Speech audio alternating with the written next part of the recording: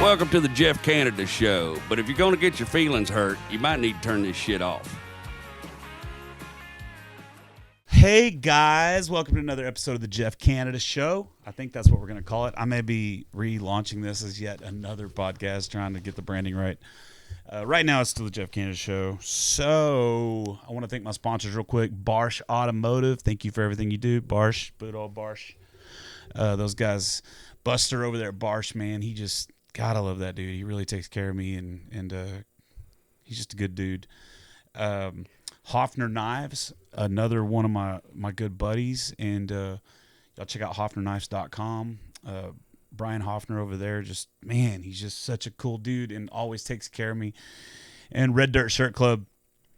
Red Dirt Shirt Club is a website. RedDirtShirtClub.com is a website. You log on there, and you can sign up for a monthly box that comes in the mail, and it's always Red Dirt shirt stuff from different artists and stuff like that. So hit them up.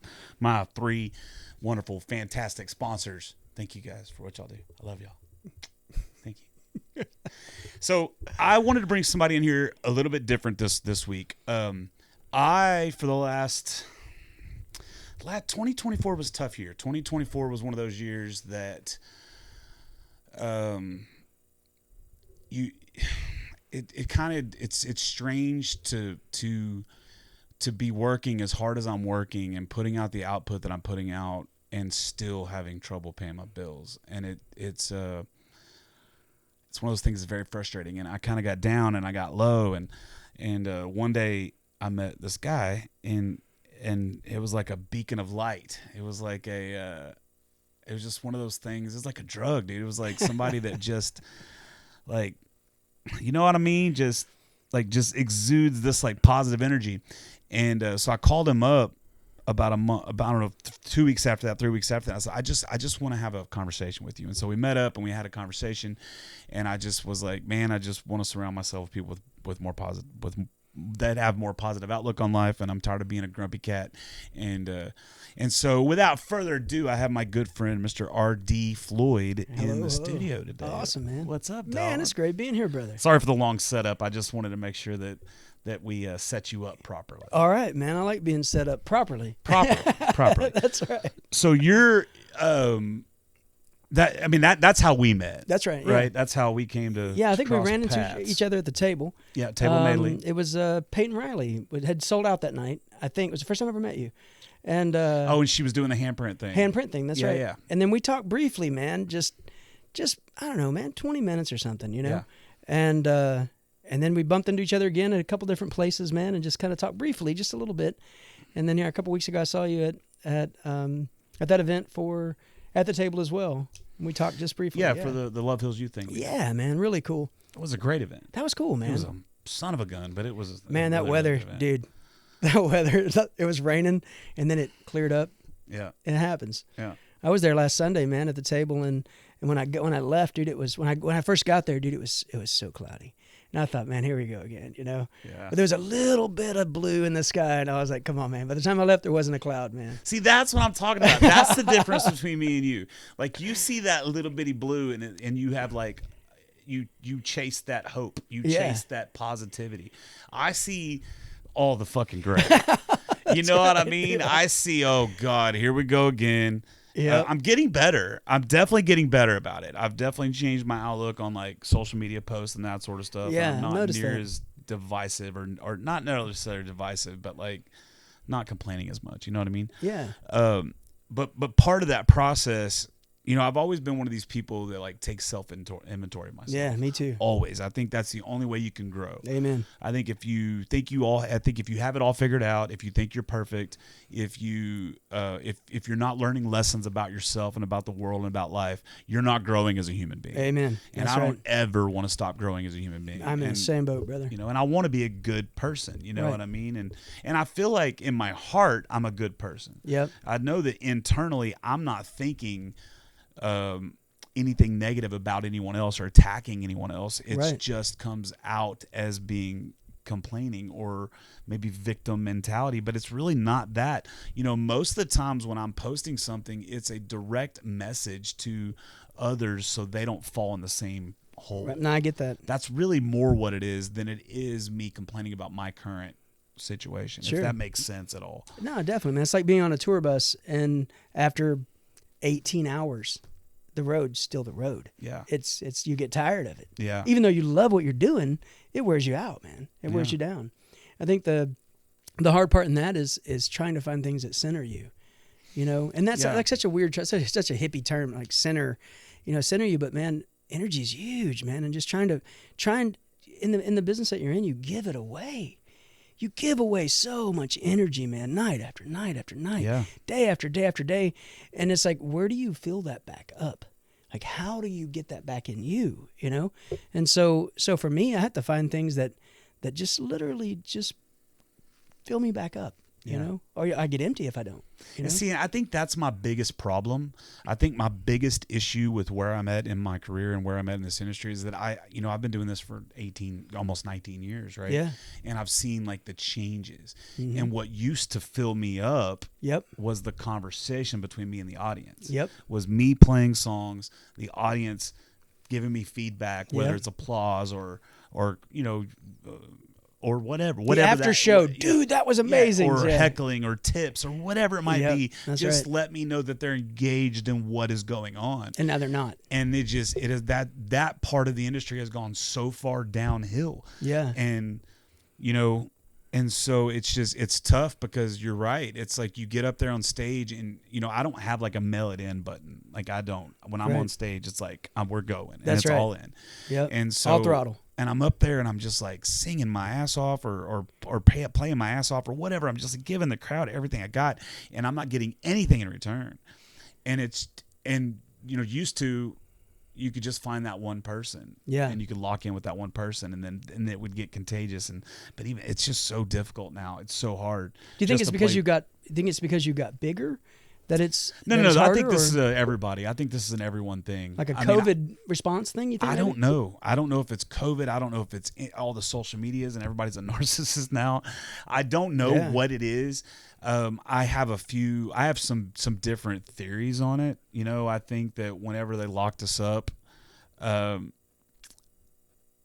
we had to find different modes of entertaining ourselves and communicating ourselves, or communicating with each other, but I think everything was like, it's such a perfect storm of all the social media and all the smartphones and all the politics. Oh yeah, and just everything all coming together at one time to just basically everybody wants to be famous now. Right. And they think that by just going on a phone and doing something crazy, you're going to be famous, and it's that's not real. It's not. It doesn't work that way. I mean, yes, to some, it's like that carrot. Oh, yeah, some people pop through, like the Hawk Tuah girl. I was thinking the same thing. She popped through, and now she's capitalizing on it, and she's doing everything she could do to stay relevant, which is awesome. I think it's great. But she's still getting booed off stages, which kind of sucks. But man. she has her podcast, and she's doing fine, and I'm sure she's got sponsors at this point and all that stuff, which is rad. Oliver Anthony's another one, and you go down the list of all, Jesse Red Clay Wells Strays and all these people that pop up, but it's such a small number of people. True. It dangles that carrot to the rest of us that says, if you'll just do this, that's right. If you'll go set up and play a song in the middle of the woods and record it, that's right, and put it out, you too can be famous. Yeah. But when the truth is, it's not. The majority of us that are doing the music, we have to be out and we have to be grinding. Yeah. That's and I noticed this at the rodeo. It's like you go to the rodeo, and we went to see, I can't remember who we went to see, maybe Chris Stapleton, I can't remember. But like, I'm looking around, and the majority of the people are not there for the music. The majority of the people are there for the Instagram video. They're there for that whatever that is. Yeah. And so back in the day, before social media, you would go to the show and you would watch the opener. I mean, I became such hardcore fans of smaller bands opening up for bigger bands back in the day. Yeah. Because you'd be, and there was nothing else to do, so you go to the venue and you watch the opener. Right. And now I think half the crowd is not even there for the main guy. Oh yeah. Let alone to become a fan of the opener. Yeah. How many people go to a Cody Johnson show that really aren't Cody Johnson fans? They're just going to get that Instagram thing and to say I was there and to be part of the, I'm not, this is not science and there's no statistics. It's just conjecture, just talking about it. Yeah, it's just talking about it. I think that has a lot to do with it. And again, I'm not complaining about it. I'm over that point of it now. I'm over that point of it. I'm over that point of it. Yeah. Now it's okay. Here's where I'm at right now. What do I have to do to find a little peace personally? Yeah. And now I'm on a big, that's one thing I'm on, is like a big peace journey. Amen. I know that's hippy dippy, but I don't care. No, it's good, dude. The other thing is how do I focus more on the human experience while still doing the social media stuff and still doing that, but how do I focus on the human experience? Getting to shows early and talking to people that are there. Right. On your breaks, not going to your car and smoking weed or whatever. Yeah. But instead talking to the tables that are there. Sure. One thing I started doing, I don't know, a while back is I text 5 people in my phone every day now. Just random folks. I'm just going alphabetical order, and when I get to the end I start over. And I'm just texting people, and it could be to strike up a conversation. It could be, hey, I'm just checking in, seeing how you're doing. Yeah. It could be, I saw something on their social media, and I'm, it could be whatever. Right. But I'm trying to train myself back to the human experience. Right. And even though it's a text message, it's still human to human. It's still nice to get it. Right. And that's the thing. That's the tick, right? Yeah. I enjoy it when somebody sends me a message. Yeah. So I want to send other people message. And what's funny is some people are like real weary about it. They're like, oh, is this a mass text message or what are you doing? What's Jeff doing texting me? But at the end of the day, it's, I miss my friends. Yeah. I miss that human experience because. But I think a lot of that, Jeff, I think that you're onto something with social media. And I think there's this mentality shift that's happened. Do you remember being a kid, dude, and putting on like an EP and listening from beginning to end? And it was like I think of Pink Floyd, Dark Side of the Moon, man. And you just, from the beginning to the end, it's like there's this transitions and these movements and these one flows into the next. And there's this art to it, And now we're in the singles world where that one song has nothing else that relates to it. It's that one song. That's what it is. The next one will have one song. That's all it. And that's what the industries became. But we were kind of there. There was a point where you were in a singles world before too, like in the 50s and 60s. Oh yeah, They put A-sides, out just B-sides, little 45s, A-sides, B-sides. And when I was a kid, I would go to my grandparents, and they had thousands of records. That's right. Thousands of little 45s, right? And I would go up into that room, and I would put records on, and I would just listen to records like Big Bopper and go to Buddy Holly. Heck yeah. Go down the list and I felt like such in love with music through that. That's how I did the same thing, man. I put on the headphones, and I guess, excuse me, I didn't listen to as much of the A-side, B-side. I liked it, but I really loved the album art, man. Like I got hooked on the album art. For sure. And nowadays it seems like the same people are at the concert or the show that's not paying attention. They're the 30-second TikTok people. Right. And they're lost. After 30 seconds, they completely lost interest, And so there's this rapid exchange of information that's happening, and it's in their mind, they get bored quick. It's like, I'm bored, And I've heard that a bunch. Like, I'm bored. And it's like, man, I don't remember being bored that fast. Like, to me, I was watching for that, I guess, looking for that thing, that and maybe it was watch the guitar player and just watch what they did. How did they mingle? How did they move within the music? The singer, how they did this. And so I was always just locked into that. Wow, that was cool, looking for that cool thing. And I think now people are so distracted with that 30-second mentality, 15-second really mentality, that they just want to swipe to the next thing. Well, then how do you explain the long-form podcast and their explosion? I think a lot of that too is convenience. A lot of times, like when I'm listening to your podcast, I'm not sitting still doing it. Like I'm usually driving down the road, and I literally put you on. I would say I probably watch, actually look at it, maybe one time a mile. Yeah. But I'm listening and I'm going, okay, that was pretty cool. And then I'll rewind it a bunch and go, what was that? What did I miss there? There was something I missed there, Mm-hmm. And so, but as far as like sitting down and actually spending time, I'm usually doing something else. I'm driving, or, I'm in between places, or I'm waiting. A lot of times I put on AirPods and just watch while I'm just waiting, And so I think that, people get get so sidetracked. I think the mentality that I developed was I used to be a person who got wrapped around the axles of everything, right? Like I was so passionate, man. So I think a lot of musicians are just really passionate people, and we put so much emotion into our things and it just wears you out, right? Yeah. And so I got this gift here a while back, man, and it was probably one of the best things that's ever been given to me, man.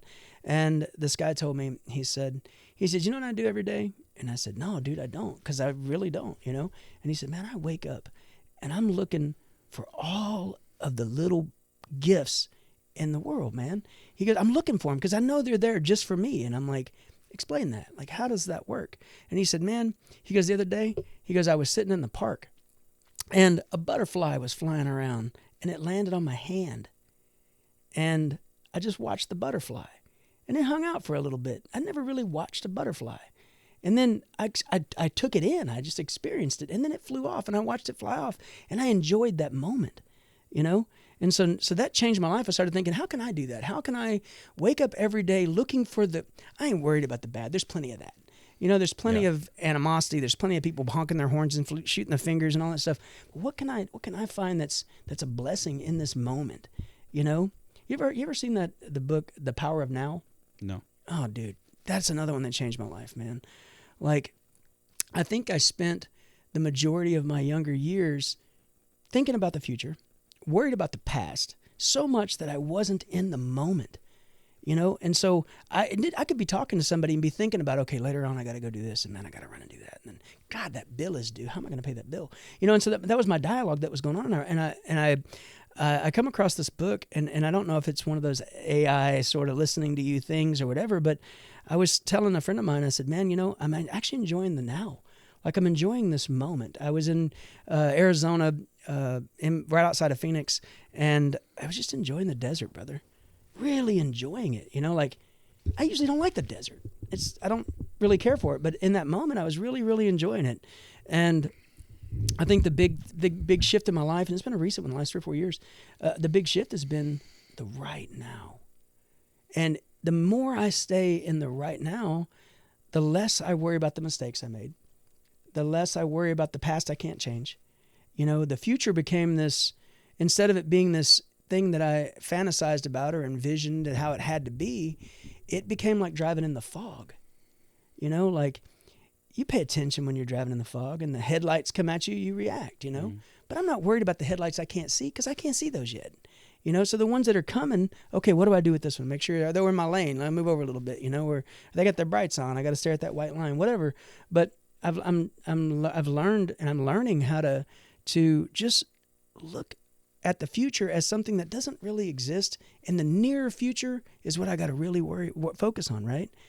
But one of the things that you do that I think is interesting, I think is highly productive, is you make goals for yourself, right? And then you chase those goals, right? Like, you're already talking about 2025. We're in November, so I mean that's reasonable. But you've been talking about 2025 since August. Like 2024 has really been a butt kicker, but 2025, that's going to be your year. I like how you do that, man. I think that's really good. For me, man, I think it's a balance of saying I want to set goals, but I want to live right now. Like, I want to enjoy now as much as possible. The older I get, the more I feel like I wasted a ton of my life in things that didn't exist. I can't fix the past, man. I can't unhurt anybody. See, and I never lived in that world either. Like, I don't really have regrets, and I don't really look back at mistakes, and I don't stay. Yeah. Usually what I do is when I fuck up, I publicly first thing I do is I publicly acknowledge it. Yeah. Every time. That's right. Every time I'm like, I fucked up. I own it. And then what I do is I'll set some sort of a not a retribution, what's the word I'm looking for? Like it doesn't matter. But like when I quit drinking, with the rodeo. I went down there and I got hammered and made a complete fool of myself. The very next day, I took responsibility for it. I held myself accountable. Yep. I didn't wait for anybody else to, you know what I mean? I didn't react to somebody firing me or none of that stuff. Yep. It was like, I fucked up. Yep.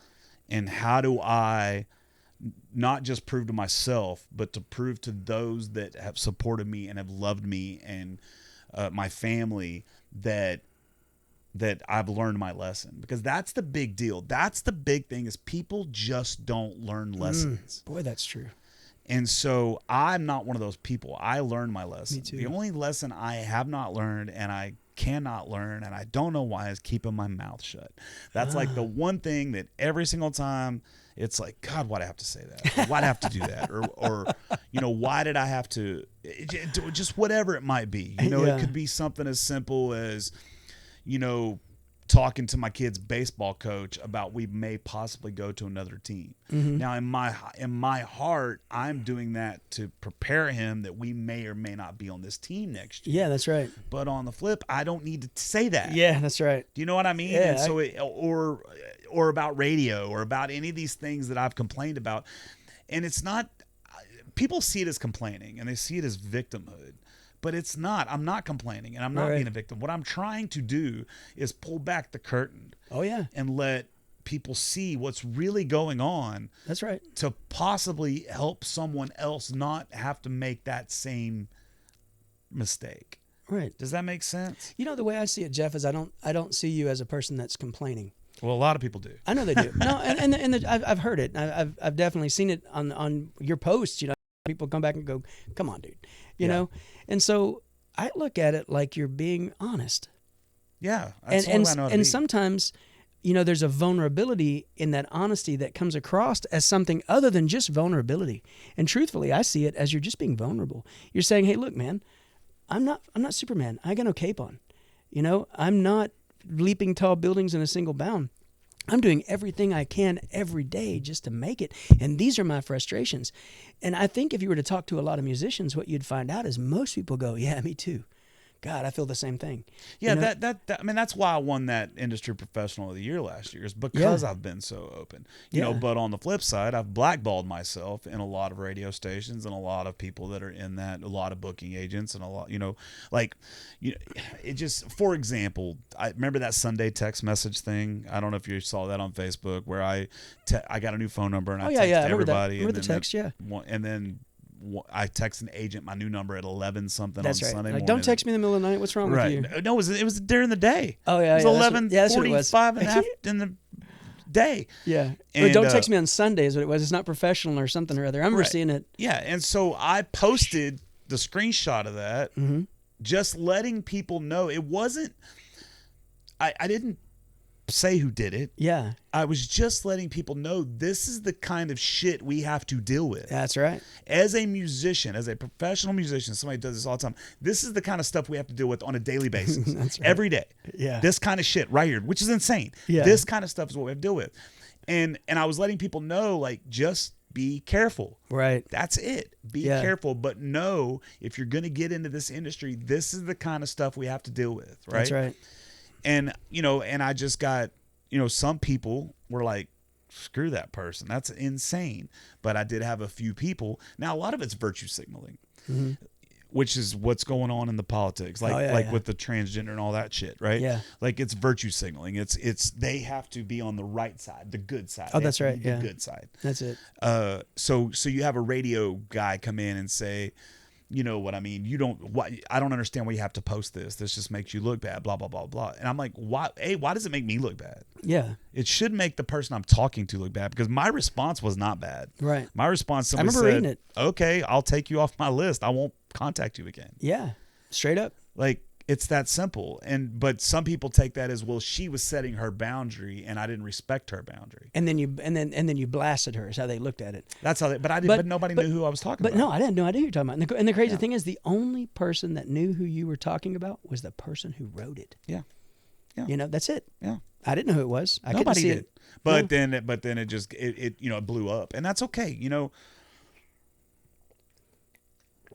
Sorry, I think we need disruptors, and I have to just come to. I have to come to the realization that if I'm going to be a disruptor, it's also going to disrupt my own career. Right.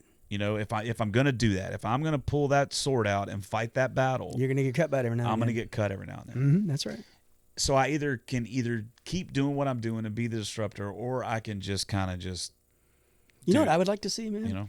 I mean, I'm a one person, right? So there's millions of us that love you, but I'm one person. Yeah. But what I would love to see, man, is I would love to see your daily take on writing a song.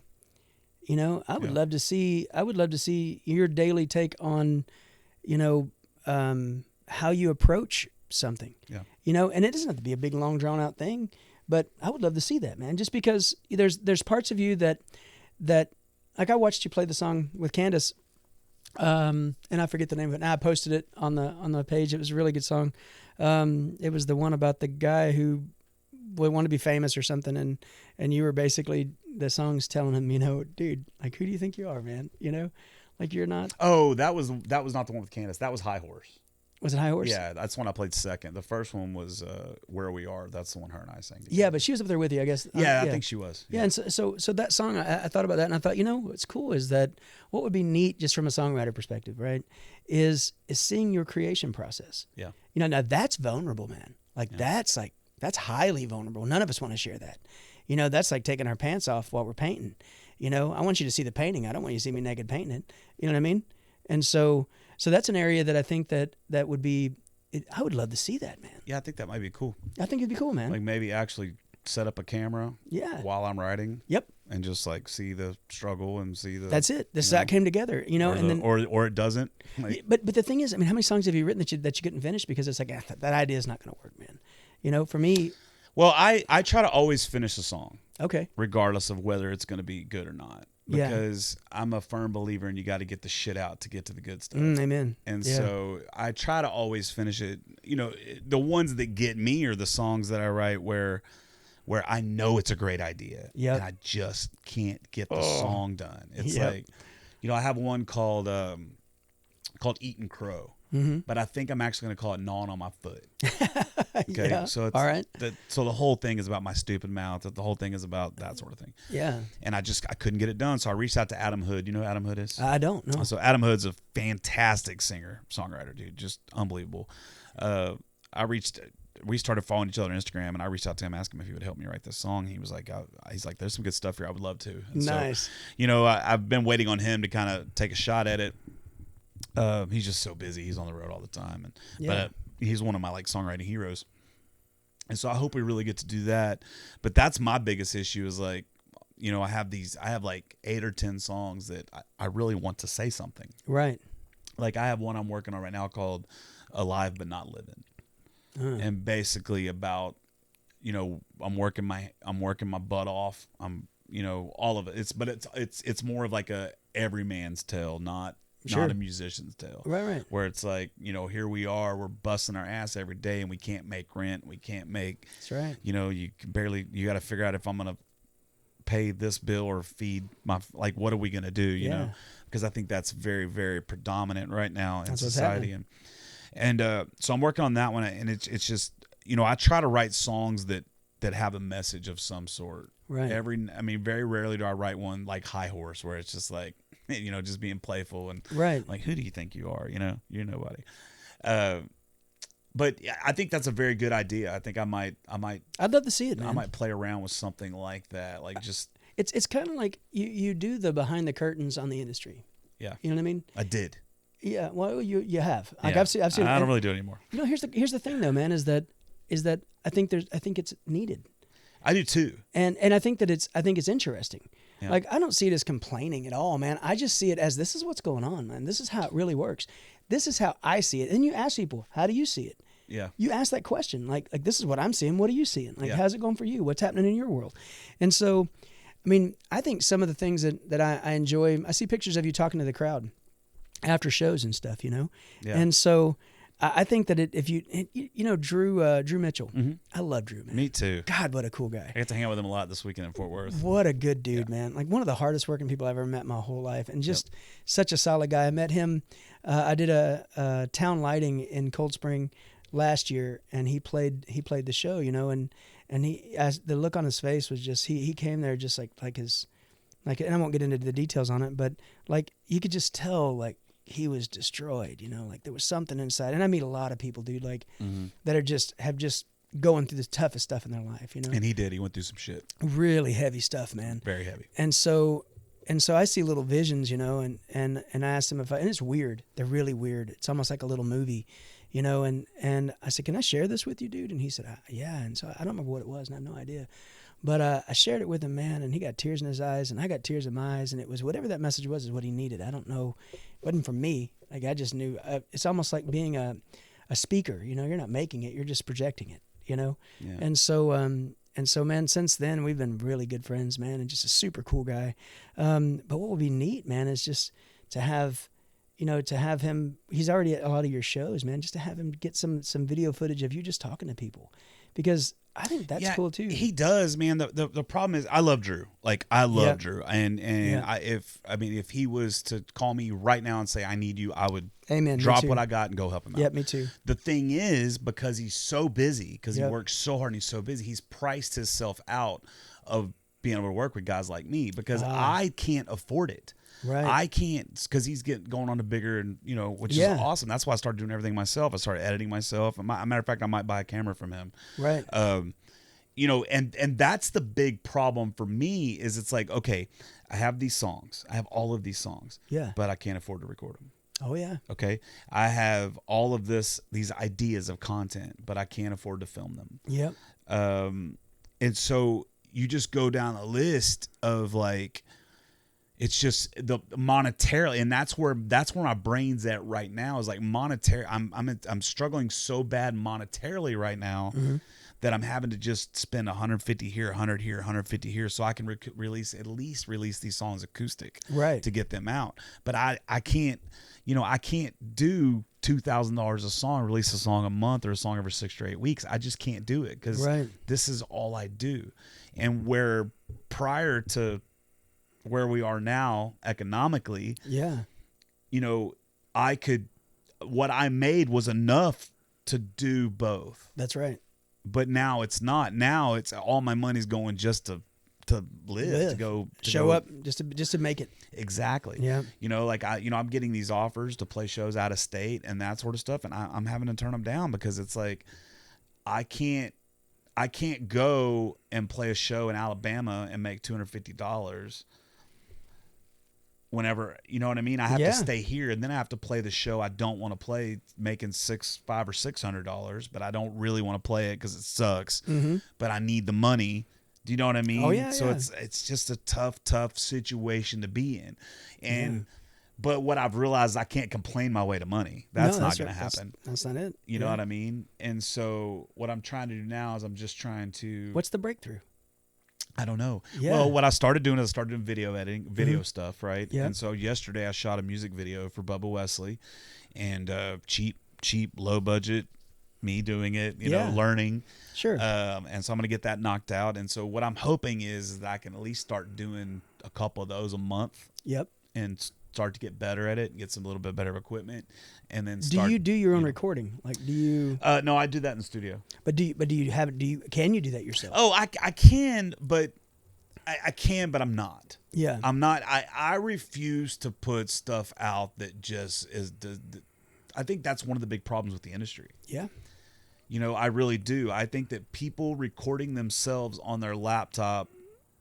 Now, if you have a studio and you have everything set up and you know what you're doing, and you're a good engineer and you're a good producer and you can do that, that's cool. That's awesome. Right. But I know guys that are trying to do it and it's just not working out. Oh, that's true. And I've recorded a few to see if I could get it good enough, but I don't want it good enough. Oh yeah. I want it great. And you know, when there's 150,000 new songs being uploaded every day to Spotify, like, yeah, you know what I mean? You get lost in it. Yeah. And the other thing too is that of the 150,000 songs or whatever that's getting uploaded every day, there might be 20 good ones. Well, that's Great. subjective. But what I mean by right? that is like well recorded, that are well mixed, well engineered, Yeah. well put together. I mean, there's a lot of bad stuff out there, man. Like I get, you know, and I don't. Let me preface this with saying, if you're listening to this right now, you don't suck. Okay, you don't. If you can play a song, you deserve to be able to play that song in front of someone. You deserve to get your song out there to the world.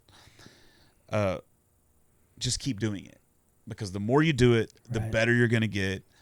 I was talking to my buddy Slade Ham, who's a stand-up comedian, and I was talking about the delusion that is the entertainment industry. A lot of these people are really, really delusional. Right. And Slade said, you have to be at the beginning.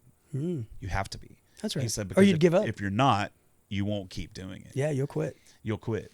And so don't, like, you're good. Keep going. Keep writing. Keep releasing. Keep doing whatever you're doing. Right. Now, what I wish there was like Spotify Pro and Spotify Amateur. And you had to run it through some sort of a filtration thing, right? That says, okay, like Major League, Minor Leagues. You know what I mean? Yeah, like, right. Like this song has everything it needs to go to Spotify Pro. Right. This over here is for Spotify home recording, amateur stuff. You know what I mean? So do you think that's what the charts are doing or not?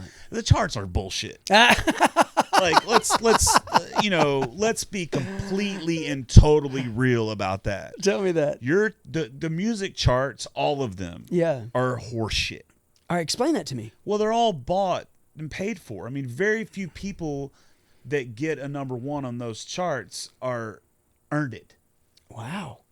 Okay. And I hate to say that because I'm, when you say earned it, what you mean by that is that it was from the ground, from grassroots, that it was people that wanted to hear it. That's what made it number one. What you're saying is exactly they paid to make it number one. That's my point. So like Oliver Anthony, Oliver Anthony released that song. It shot to the moon. Right. Right. Yeah. He earned that. Yeah. Did he do much for it? No, but the song and the atmosphere and everything that went around it launched him there. Sure. Well, that's not what happens most of the time. Amen. That's right. What happens most of the time is you say, and let's just talk small market radio because it's easier to do. Yeah. What happens most of the time is you have a song and you say, "Hey, I want to push it to radio." Yep. So you have to go out and you have to hire you a radio promoter. Okay, that radio promoter has connections, and based on how many connections they have, based on how many number ones they've had, how good they are at their job, the more expensive they are. All right.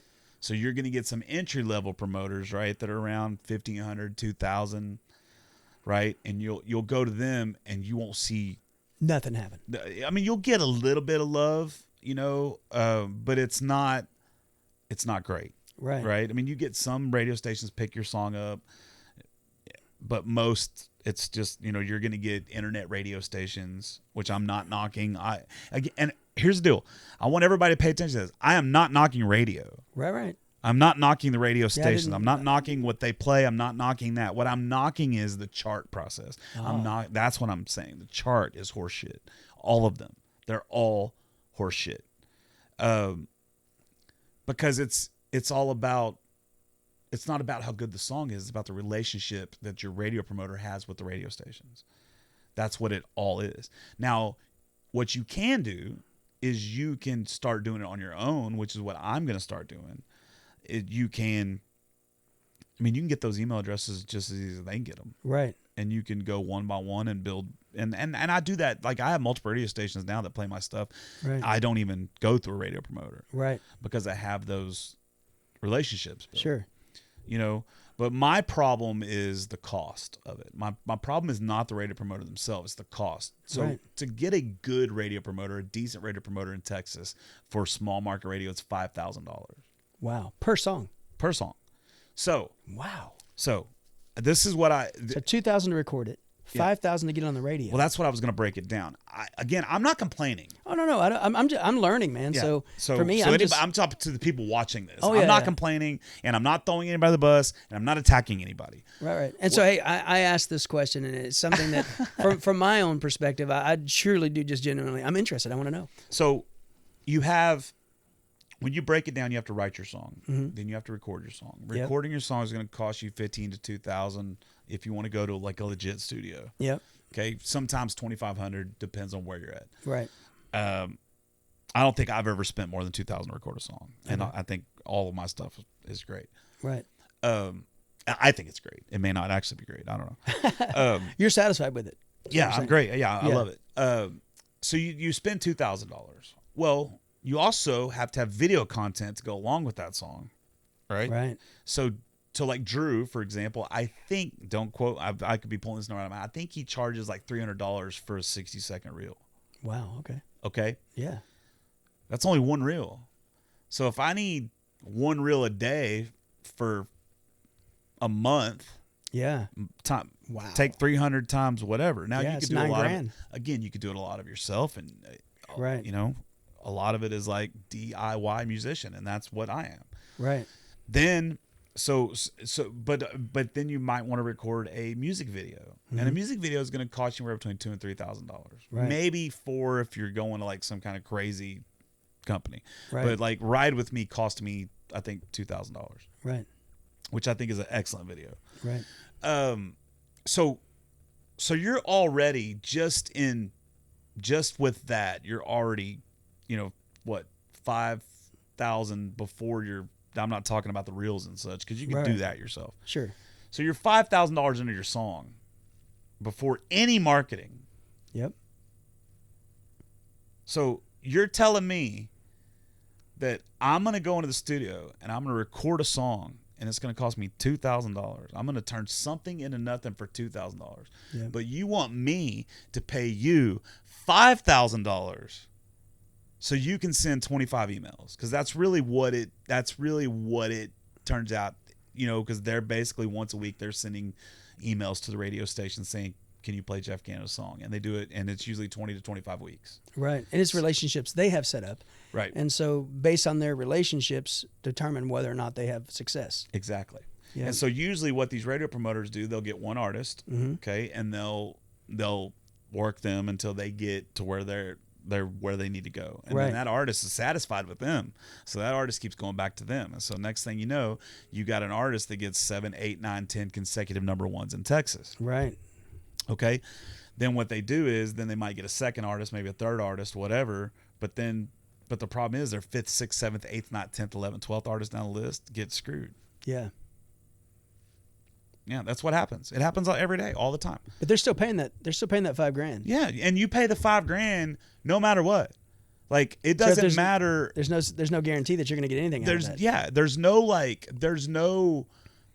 what I brought up was, why don't you go to more of a meritocracy, or like, you earn it. So basically you go to like because we're not a meritocracy right now with music. It's just not. Right. It's not. The cream does not rise to the top like it should. Right. Like on like a lot of other industries. But if you take, I got sidetracked. I hate it when that happens. It's been over 24 hours. I haven't had any sugar or any caffeine. What are you doing, man? I'm trying to eliminate it. Oh wow. And my brain's on like, dude, I'm so addicted. Yeah, amen. Like, it's like every time I go by a gas station, I'm fiending. Yeah. Like I need to stop and get a soda, or I need to stop and get a. Anyway, I digress. Yeah. So what I was saying is, like, go to more like, okay, I'm gonna give you $500 up front. Mm-hmm. Here's $500 up front. This gets you going. Mm-hmm. Okay. And then you break down the charts. What charts are we going after? Right. Yep. Because there's like 4 or 5 in Texas. What charts are we going after? If I get to this part on this chart, you get this much money. Yeah. If I get to this chart for this much, you get this much money. If I get this chart, you get this much money. Yeah. So if all the way to the end to get a number one, it costs $10,000. Cool. Yeah. I'm down. Right. Fine. Because you're earning it. That's right. So what's the hesitation? Like, why don't, because they can make $5,000 and not have to get the number one. Yeah. Yeah. That's the reason. Right. Yeah. Yeah. You don't need to, you just, you don't need to do anything for it. Right. Like, it's like, think about that. Think about it. If you have unless you're like a high integrity person. Right. Okay. You go in and to paint this studio, right? To come in and paint the studio, you quote somebody $5,000. Sure. I'm gonna paint the studio for you for $5,000. Yep. And they give you that $5,000 up front. Here you go. Here's $5,000. Here you go. Mm-hmm. And they leave. Oh yeah. It happens every day. Every day. Yeah. And then you come back and only one wall's painted. Mm-hmm. Or they don't come back at all. No, I'm Nothing talking happens. you come back to your Yeah. studio and only one wall's painted. Yeah. And you're like, what the fuck? Right. I paid you $5,000 and you got one wall painted. Right. Right. Yeah. So it's that sort of situation that we're in. Right. And that's the but it's not, it doesn't frustrate me anymore because I don't play the game anymore. Right. And to be honest with you, and people don't want to talk about this too, radio's dead. In what way? It's just dead. Like, it's not dead. Like, small market radio's dead. Like, if you're getting played on the Bull in Houston, you're millions of people listen to that station. Right? I don't know what, it's a Nielsen rated station. I'm not sure how many people listen. So if you get played on the Bull, people are going to hear you, especially if you're like drive time. Sure. Right. Yeah. But if you're getting played on some small market radio in Somerville, Texas, right. you know, whatever it might be, what is the listenership there? And see, and that's the thing, and that's what's going on with these charts. Like, you have the Texas Internet Radio chart. Again, I love the guys from Texas Radio One. I don't know what their listenership is. I have no idea. They play the shit out of my music. Right. I love them. Yep. But I'm almost guaranteeing you that station doesn't move my needle much. Right. Do you know what I mean? Right. Yeah. And so the Texas Internet Radio station, a radio chart, is a chart made up of like, I don't know, 18, 20, I don't know how many, but it's all internet radio charts. So right. I've gotten number ones on that chart, right, which is cool. I'm thankful for it. Yeah. But it doesn't move my needle. You know, it's not like you start playing those songs and then all of a sudden my Spotify numbers start going up, or I start getting asses and that's the big deal. And that's the thing. Like, it doesn't equal asses and seats. So what does increase asses in the seat? What for you? Like, what is the thing that's human experience, human engagement, talking, getting to know people. Right, right. You know, I always talk about this. In 2020, I played Do-Si-Do Big Barn for the first time, my first ticketed event I've ever done. Right. And we sold out 440 tickets, every single ticket. My album dropped the night before the show. Oh, wow. The people were not there because of my music. The people were there because they were fans of me, because of years and years and years. It was 440 of my friends, right? Yeah. And you can tell, like, now when I play Do-Si-Do, I can sell about 150 tickets. Yeah. Because I don't actively go out and hang out with those people anymore. Because I don't drink, I don't party, I don't get crazy anymore. And so I don't talk to a lot of those people anymore, so they don't come support me in my shows. Yeah. Your friends should not be who you're going after. Right. You got to build fans. And now I'm getting to the point where I do have fans that I still consider them friends. Yeah. And they're family, and I love them dearly. Right. But they became fans of my music. That's right. First. And then because of the way I treat them at shows, they come back to more shows. Right. So that's really what it is. Getting out and playing in front of people as much as possible, and not just playing in front of them, talking to them. Right. Engaging them. That's it. Hanging Hanging out with them. Stay a little bit late. Don't play the guitar the last thing and then go get on your bus or leave because you got to go home because you have a jealous girlfriend or whatever the case may be. You know, don't go to your van and smoke weed during your break. Right. Like, stay in the venue and talk to people. Yeah. That's how you build fans. Nice. These other things, they're nice. You know what I mean? They're cool. And if you're the kind of person that has $100,000 set in the bank and it's like, I got $100,000 and I want to blow it, by all means, do all of it. Right. Really, do all of it. Yeah. Like, because it does help when you're doing everything. If you're doing radio and you're touring and you're doing social media and you're doing press releases and you're doing all that, it does help. Yeah. But when you're only doing radio and you're not touring, you're not going to make fans. You know, I can't wait to see. Who? Not a who. What? What? I can't wait to see the Jeff Canada U.S. World Tour. I can't wait to see this, man. Like, I can't wait to see, the 4 days a week, absolutely packed, city to city to city to city. You can't get there anymore without completely and totally playing the game. Hmm. You have to play the game completely and totally. 100%. You have to, I'm not going to mention any names, but, I have some artist friends that are killing it right now. Just killing it. And I've been asked to take down Facebook posts. I've been...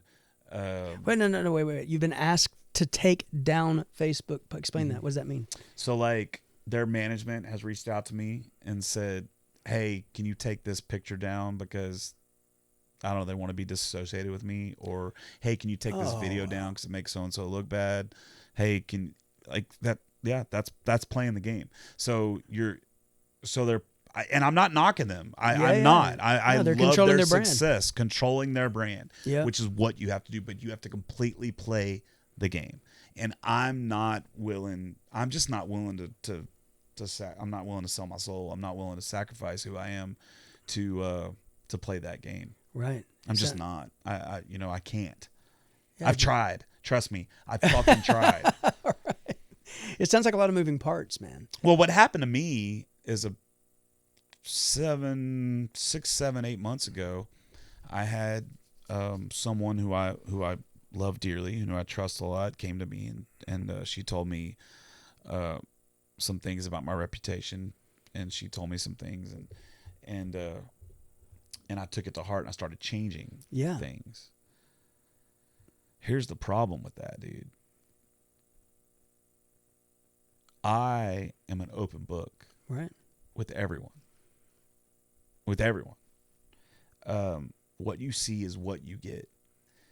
And I stopped using my outlet to get things out of my head, right? I stopped posting on Facebook so much. I stopped focusing. I've seen that. I stopped that. I shut this podcast down for 6 months, right? This is no lie. About 4 months into that, I was driving to Glen Rose, Texas, and I was like, I'm fucking done. And there was an 18-wheeler coming right at me. And I thought, you know what? Right now, I could just ease over in that lane.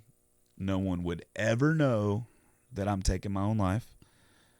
And I could ease this. I was just so stressed out because I've been holding so much in. Yeah.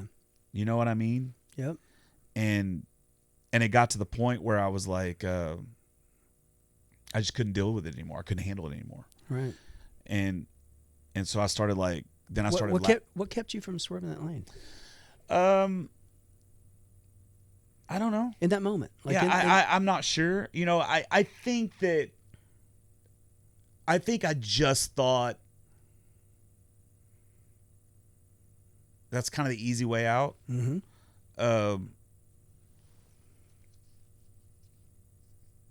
I'm not gonna lie. I'm gonna be very, very, very, very, very, very real with you right here. I have my 2 boys. Yeah. And I have my girl. And I have her daughter. Mm-hmm. Those 4 people mean more to me than my own life does. That's right.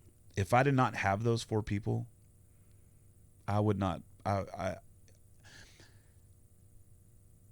would not be upset at all if I died tomorrow. Right. If I was to have a heart attack tomorrow and it was like natural causes, I'm good. Right. Because I'm tired. Yep. I'm tired of the bullshit. I'm tired of the struggle. I'm tired of I don't know, man. But I have the love of this woman that's just fantastic. Yeah. And I have my kids. Yeah. And I have her daughter that I just love as if she's my own. Yeah. You're a dad. And yeah. That's good, man. And that's just where I'm at, you know? So, man, in my life, I've had 28 friends commit suicide. Yeah, I've had a few. The first one I ever had, I was in the military, and this Lance Corporal came to my office, and he said we just got back from Christmas leave, you know, and he said, I need to go back home. He's from Nebraska. He said, I need to go back home. And I said, dude, we just got a month off. You know, he said, listen, man, my girlfriend got pregnant by my best friend, and I need to go home. I go, dude, I'm not signing that. What are you going to do? How is that going to end well? It's the first one in my whole life. How is that going to end well? I mean, you're going to go, what are you going to do? Change it? Unpregnant her? She's not your dude. Get this in your head. She's not your girlfriend, and that ain't your best friend. Go out in town, find you some young girl, start over. They're not your people, right? Yeah. He went to the armory, checked out his 45, went in the barracks, stuck it in the bottom, stuck it in his mouth, blew his brains out of the bottom of a rack, dude. And I used to be a callous person, like I was a black and white, right? Yeah. That event happened, and it made me realize my words have so much power. What could I have told that kid? Like literally, they called me up and said, "Floyd, you got to get to the barracks. What's going on? You got to get here now, dude." And I get there, and literally, that was a horrible, one of the worst things I've ever seen in my life. And I beat myself up so bad, dude. Like, what could I have done differently? And I don't know why the universe keeps putting suicide in my life. I don't know why. But I feel the same way you feel. Like, I've had a great life. My life has been really good. If I died, tonight, I'd be okay with it, except I've got a woman I love with all my heart, man. Yeah. And I've got kids that literally, they mean more to me. Like, their happiness means more to me than my own. But see, I haven't had a great life. And I think that's the rub, right? I think that people see me doing fun things. Right. But I had a pretty rough childhood. Yeah, me too.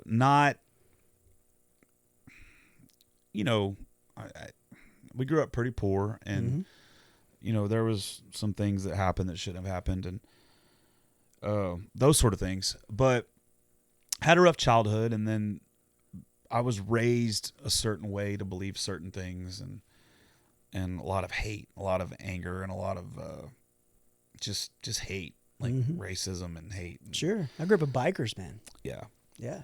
And then my first marriage,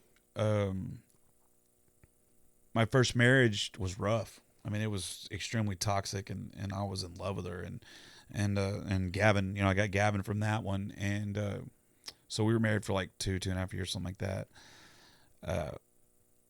And that destroyed me, man. I mean, there's some stuff that happened in that situation that just destroyed me, and then I met Brooke, who I was with for like 18 years, who is a phenomenal person. She's a phenomenal mom.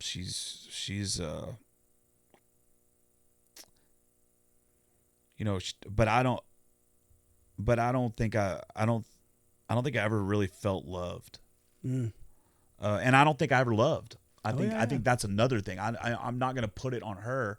I don't think that I did the things that I should have done to foster that love. Sure. Right? I was kind of checked out.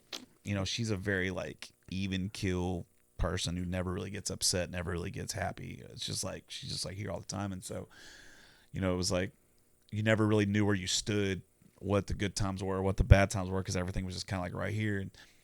And then I cheated on her with a 23-year-old girl who just again wrecked my fucking life.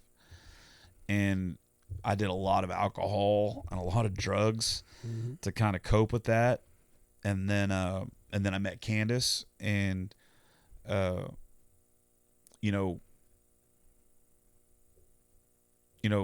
been a pretty great 3 years with us, 3.5 years. I know, but I know she wants more. And I know that I don't have the means to give her that. We talked about that a little bit. Yeah. I would love to marry her, and I would love to give her a house, and I would love to give her all the things that she wants, but I don't have the means to do that. Yep. And so it's like, to be honest with you, if I could find a job right now making $85,000, $90,000 a year, I would walk completely away from music. And you'd be miserable. I don't think I would. I did it. Yeah, but I've been doing this for 18 years, man. 18 solid years of wonder where my next paychecks coming from, wondering where blah blah blah blah blah, and I mean, I still want to do this. I still do. But that's the that's the problem I have. Is like I'm half in, half out. Yeah. Because it's like if I'm all in, I can't have a successful relationship with her. Right. If I'm all in, because if I'm all in, that means I'm on the fucking road all the time. I'm never home, and I would never ever ever expect her to stay with somebody like that. Yeah. Okay. And then, but I also haven't given up on the dream. That's right. You know what I mean? But it's that thing. Now, there was a couple of times in the last few years where financially someone came in and gave me some money and made things, I was able to breathe for the first time in my life. And so that's why the last 3 years have definitely been better than the rest of my life, for sure. Right. But somebody came in and gave me a little bit of money, and it just got me where I didn't have to work. I didn't have to focus so hard on the money. I could focus more on what I needed to do. Right. And that was great. And it was wonderful. And then, but that dried up, as it always does. And, and then but then you have to pay that back. That's right. And so it's like, I still got a guy right now that I owe $25,000 to. Yeah. And, I want to start giving him money, but it's like trying to figure out where that's going to come from. So, it's just a tough. It's just a tough deal. And I know that people are like, "Oh, woe is me. You get to, you play music for a living. What do you?" But people just don't get it. Like, they don't understand. If you ask someone to play, let's just be real. If you ask someone, "Hey, man, will you go out in August? Say the first part of August, it's really good and hot. Would you go out from, say, 11 o'clock in the morning until 5:30 in the afternoon?" Now, you got to be 11 to 5, right? Maybe you're only actually working from say 2 to 4, right? A couple hours, right? But you've got to do all of the things it takes to get there. And then once you're done, and then all the things that you have to do to get packed back up and get back to wherever you're at. So you spent 6 hours, right? Yeah, 6-8 hours. Yeah. Would you be willing to do that for $300? Most people on this planet would go, dude, I'm not going to stand out in the heat and labor. But then they use this excuse. They go, well, but you're just playing music. They don't realize how much work that is. Yeah. Show me one single good musician that leaves the stage dry, and I'll show you someone who doesn't know how to sweat. Yep. Because every time you're drenched, every time you're dehydrated, every time you're trying to pound water so that your kidneys don't hurt, Yeah. And that's just the music part. Yeah. That's the best part. That's the best part. It used to be. Yeah. But that's what I was saying before. But when you're up there and you're giving it all you got and you get no conversation back from the audience, you're like, what am I even doing here other than it's for the money? Yeah. So that's where it starts to get a little hazy. But also, people don't think about the peaks and valleys. Oh, yeah. And I've brought this up too. I mean, it's like one night I got to play in front of Randy Rogers, in front of 7,000 people. Woo! I had the crowd eating out of the palm of my hand, and I realized this right here is exactly what I'm meant to do. Yes. This is what I'm supposed to be doing. Yep.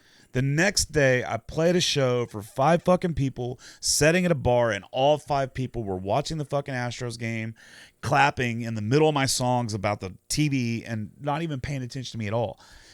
So it's like, it's the peaks and valleys of that. To go from that high of like, oh man, you're on top of the world, to like realizing that no, you're not. It was just a one little thing. Most people don't get to realize that. That's right. Most people don't get to experience that kind of experience, right? Yeah. So to go from that to the other thing, it's like it's very difficult. It's very hard. But you're also talking about the other stuff. You're talking about the booking, all the things you had to do to get to that show. Mm-hmm. Right? All the equipment you had to buy to be able to play that show. That's right. All the time you had to spend working on your craft to be able to be good at that show. There's so much you have to do. And again, I'm not complaining. I love it. Right. I love the game. I just need the game to start paying me back a little bit. Right. You know what I mean? And that's so my frustration, it kind of hit a boiling point recently. And next year I'm going to every venue and I'm saying, hey guys, this is what my rate is going to be. And if you can't pay that, I'm not going to play there anymore. Yeah.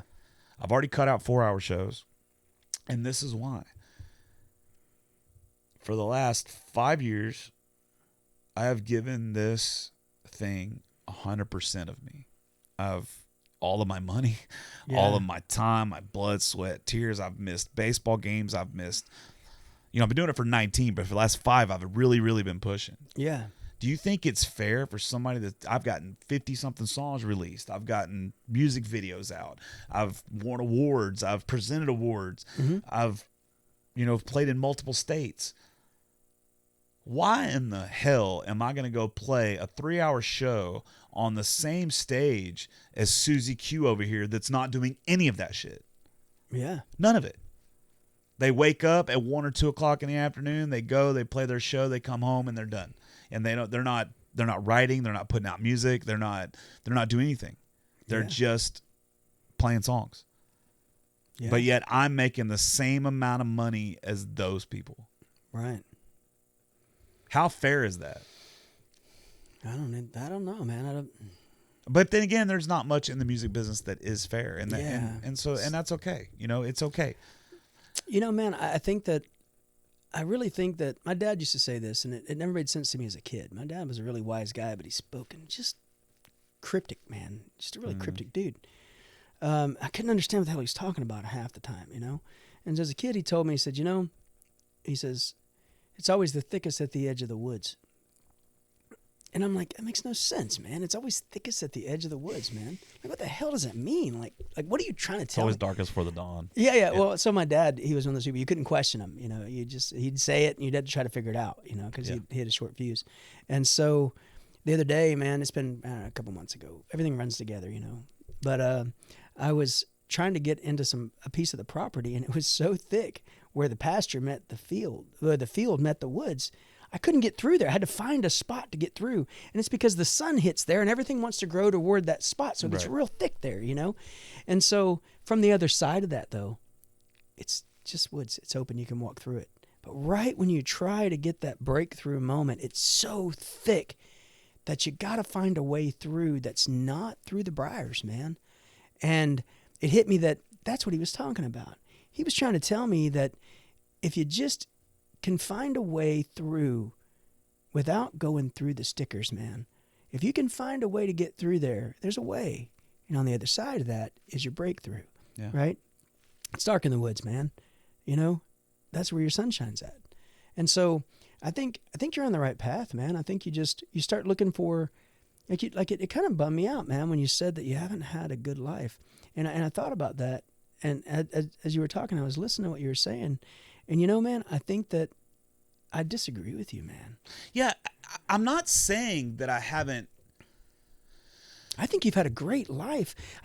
These things that eat your lunch, man, the things that really kick your ass are the things that you remember, But I think you've got a beautiful lady that loves you. You've got amazing things. You've got people that love you, dude. Yeah. Who respect you, who listen to you and go, man, thank you for being honest. We live in a world full of people that are not honest. We live in a world full of people that will tell you one thing, and then you'll hear them when they're being honest, and it's not what they said. It's like, that's not cool. It's not. But there's a refreshing there that you give that I appreciate. I'm nobody, man. In the grand scheme of things, I'm just, just some guy. Well, we're all nobody. Yeah, but what from my end of it, I enjoy it, man. The insight, right? But man, I challenge you. I want to give you some challenges, man. I challenge you to look every day for the gifts that are made just for you, because that changed my life, brother. Yeah. God, that changed my life. And that's why I wanted you on here. That's why, I'm not lying. I realized this about myself. Yeah.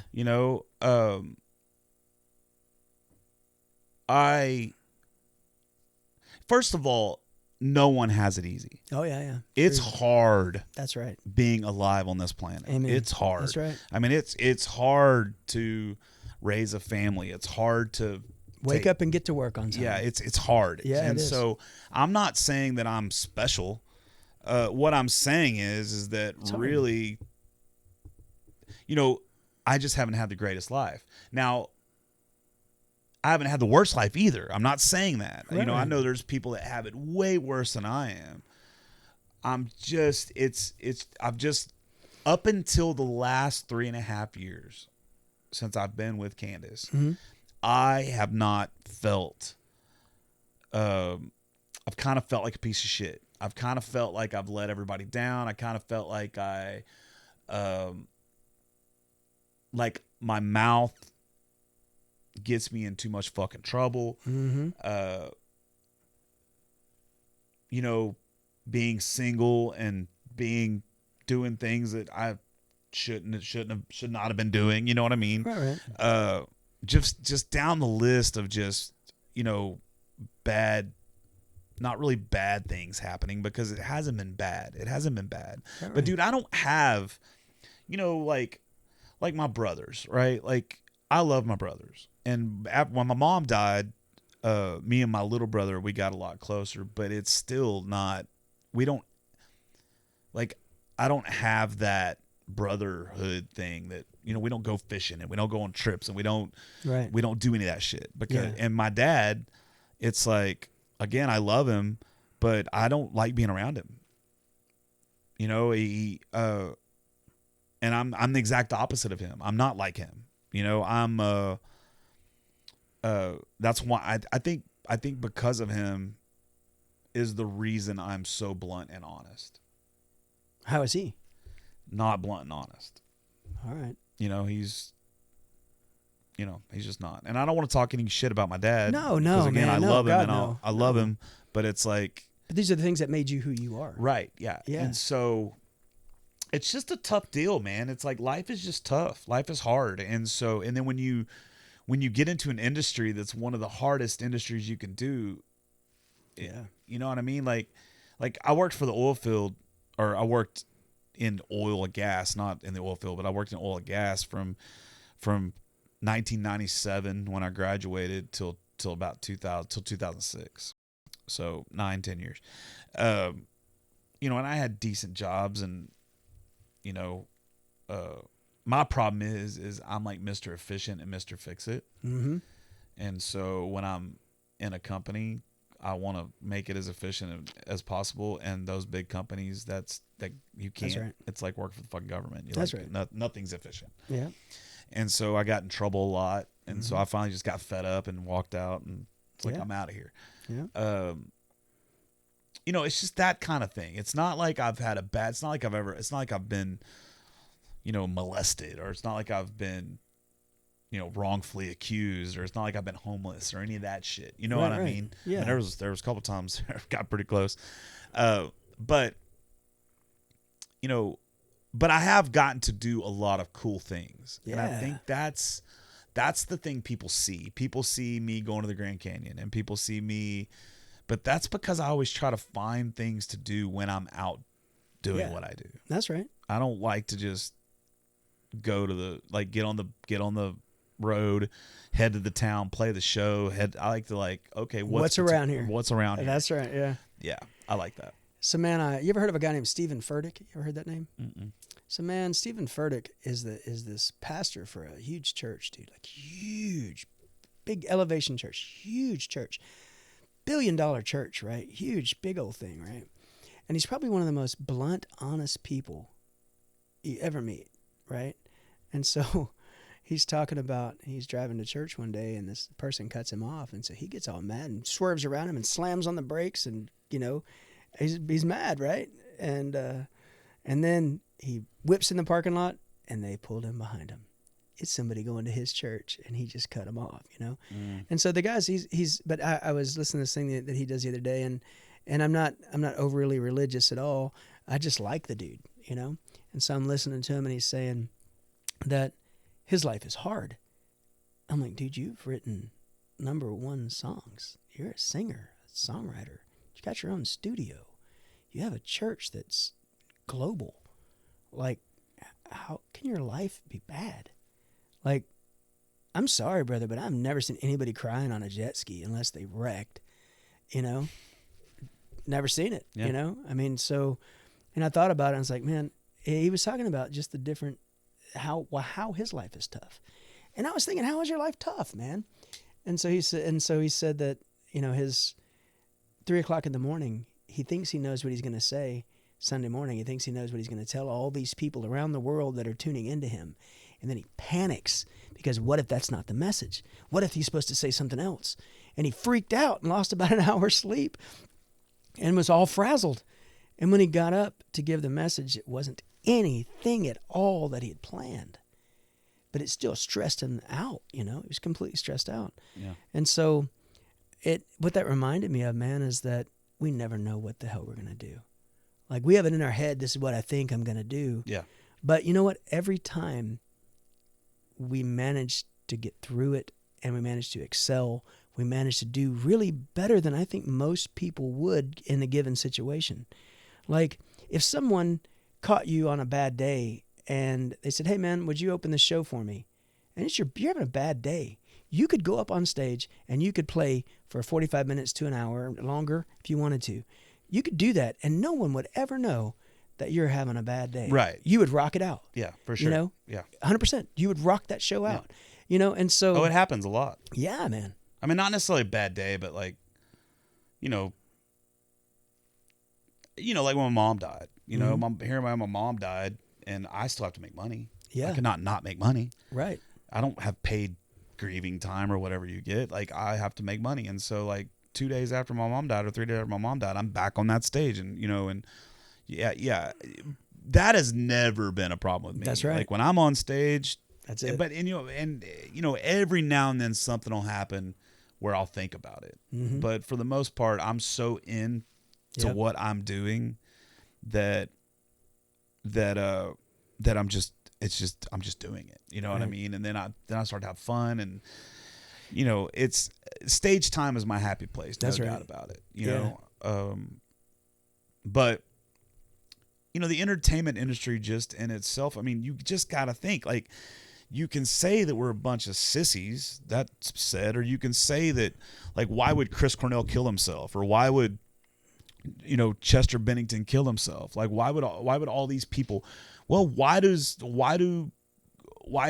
drugs and alcohol such a big problem in this industry? It's because, like you said earlier, we're giving energy all the time. That's right. And we're not getting much in return. And so it's like you have to find things to give that back to you. That's right. And, back in the day, like riding a motorcycle was one of those things that would just clear my head. It's like a reset. Yeah. But I don't do that anymore. Why not?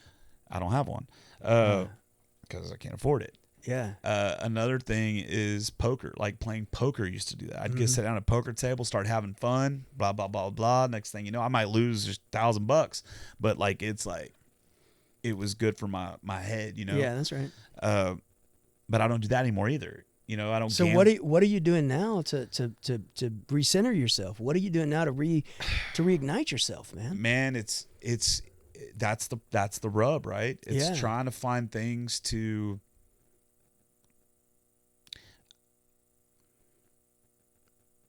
That's the problem with this industry. Yeah, I agree.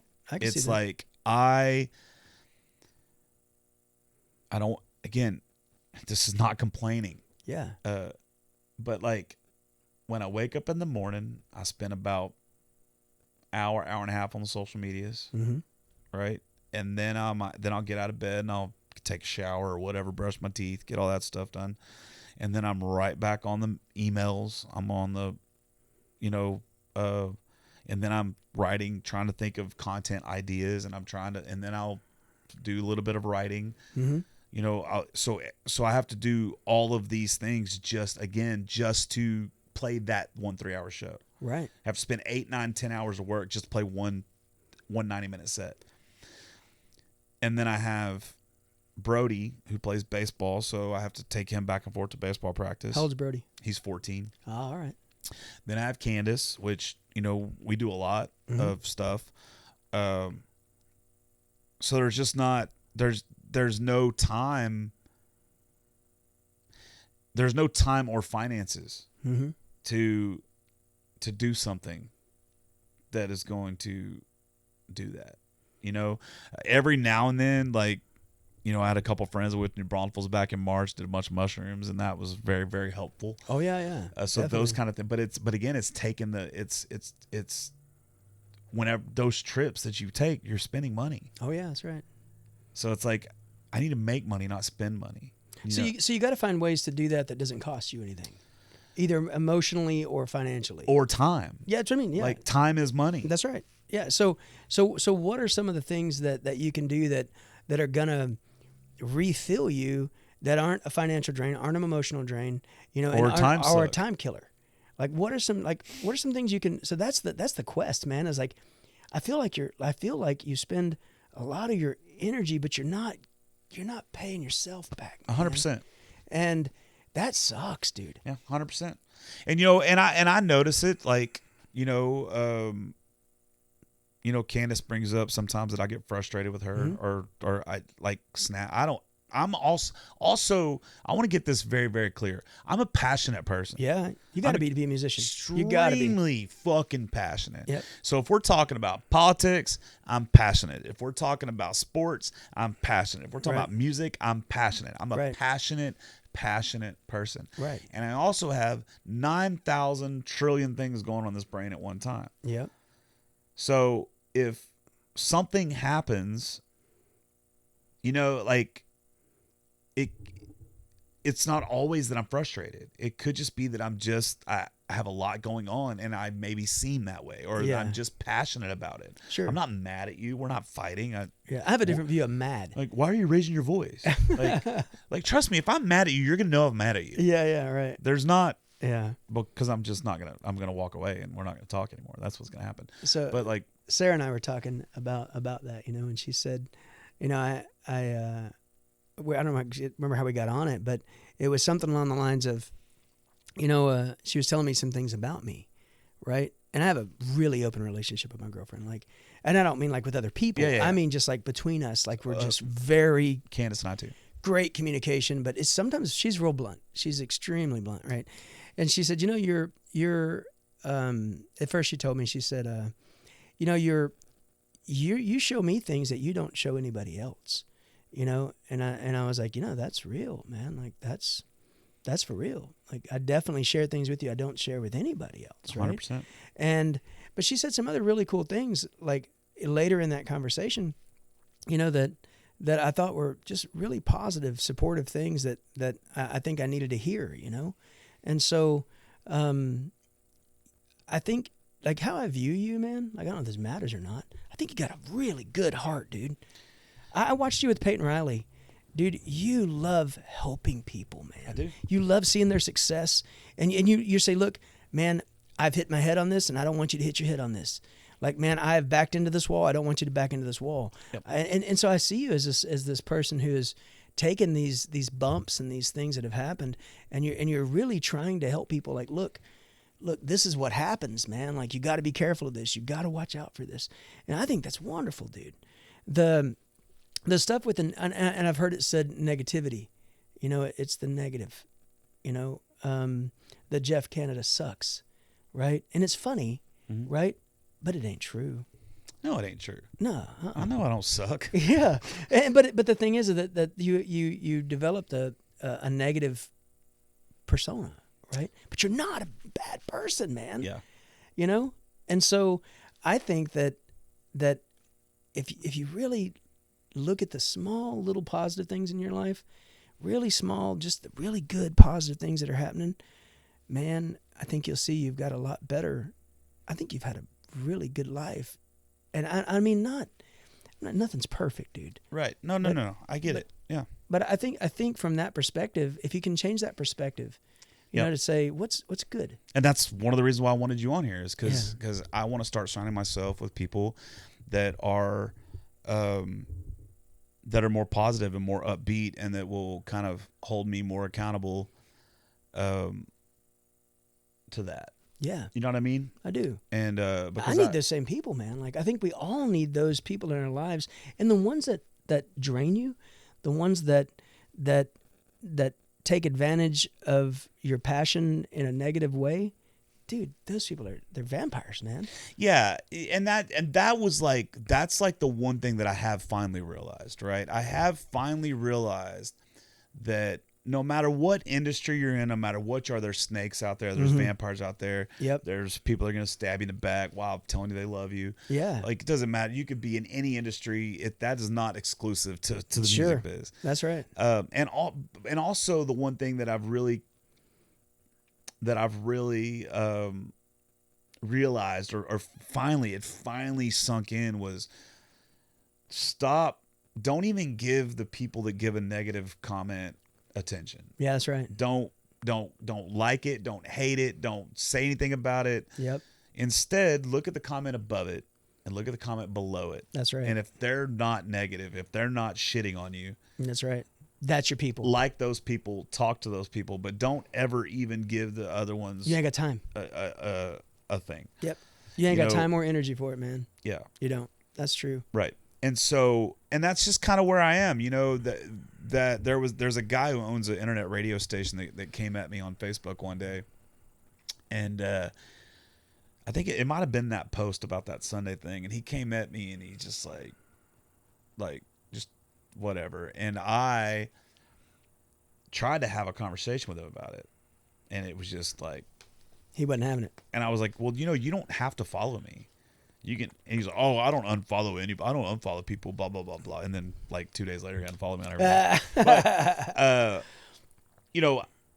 I don't give people attention when they do that shit anymore. Right. I don't even let it, you know what? It is what it is. You're going to say it because at the end of the day with the internet, everybody has an open forum to have an opinion. Everybody does. And people, there's a lot of narcissistic people out there that think that everything you say is about them. Oh yeah. And they feel attacked about everything. I see that too. Yeah. You also have not just narcissistic people, but some people just take offense to shit. They're just And you're butthurt like- about everything. Yeah, and you're like, dude, like chill out. Like that's not. What are we doing here? Right. But I have like really, really, really toned that down. I don't really get into the negative stuff much anymore Right. online. Yeah. But that's what this podcast is for. And you want to talk about something that does fill me up, but this podcast fills me up. That's right. This podcast is not about the money. It is a time suck. Because you talk to somebody for 2-3 hours and you got to take 2, 3, 4, 5 hours to edit it. Yeah. But I do know that me sitting and talking to somebody like this does help me. That's right. I know it does. Yeah, you said when you quit doing it, like It did. Like there was no. I had no outlet. Yeah. Everything no just. outlet. Yep. Everything just bottles up inside you. Yeah. So I think so. There's your healthy thing. There is your healthy Yeah. thing, right? This and the other thing you talked about earlier is me shining a light on other people doing cool stuff is Yep. another thing. Like I legitimately love it. Yeah. I Amen. do, man. I Yeah. do. I love it. I love it when I do it and I get feedback from it from either other people or from the artists themselves. Yeah. But one thing, I'm also a numbers dude, and one day I broke it down, and there was one time where I went 64 straight days of doing an artist spotlight. Yeah. And of the 64 artist spotlights I did, there was only like 10 artists that liked it. What? And there was only like 8 artists that commented saying like thank you or anything. There was only Wow. there was less than that shared it. Are you And so- serious, man? I'm not even kidding. And so then it's like, Wow. why am I doing this? Yeah. But I'll tell you why I do it. Because you love them. No. It's because nobody's ever done it for me. Ooh, interesting. Nobody's ever. People have helped me financially, Yeah. especially the last few years, right? Everything Yeah. the last 3.5 years, people have I've gotten some help. I'm Yeah. talking about before the 3.5 years ago. Nobody ever helped me do shit. Yeah. I've never had anybody help me book shows. I've never had anybody help me I've never had anybody try to manage me, like really legit manage me. Right. Like Candace said that I'm unmanageable, but nobody's ever tried. Right. I've never had a real manager. Yeah. I've never, and everybody else that I see that has some success has that other person. They got their mom helping them out. They got their wife helping them That's out. right, They got yeah. their manager. They got somebody that's helping them, that believes in them so Yeah. much, that is helping them, not financially, but on the fucking everyday monotonous Taking the weight, man. bullshit. Taking the weight. I don't have that. Yeah. Never had it. I've always been second choice. I've always been second fiddle. Every relationship I've ever been in, I was not the first choice. Whoa. Say that again? Yeah, every relationship I've ever been, I was not the first choice. What does that mean? It just means what it means. It means Explain that to me. I don't understand. They're with you. How you're not the first choice? They wanted someone else, but they settled for you? Is that what you're saying? Really? Yeah. You know what I realized the other day, man? I realized this. And that's okay. I'm not complaining about it. But I don't know, man. I realized this in my life, brother. I realized the other day that the one thing that I've wanted since I was probably as young as I can remember, right? I just want to be loved, man. Yeah. I had parents that were so completely dysfunctional. Mm-hmm. They did not put the fun in dysfunctional. Mm-hmm. They put the yeah. There's a C in there, and so they and a T, and so they put that in there. And I'm not talking crap on them. I'm just saying they really didn't know how to live their own lives, man. They really had. Isn't there a CUNT? All. Yeah, I think that's in there too. Yeah, this depends on which one you're talking about. But yeah, there's a F and a U, and there's a C and a T as well. But yeah, so anyway, man. So, but growing up, man, I just really wanted to be loved. And I looked at all the relationships I went back through in my life. I got married at 19 to a 17-year-old, and in the military, and that didn't work, man. I was such a mess. Such a hot mess, the military is such a mess. And, God, that was a mess. And then relationship after relationship, really what I was looking for was just someone who would love me, right? And then one day, I come across like what love is, right? Like what it really is. Because we have all these definitions for it, right? Yeah. So what is it really? Like when you break it down, what really is love? And so I found this truth that is what love really is.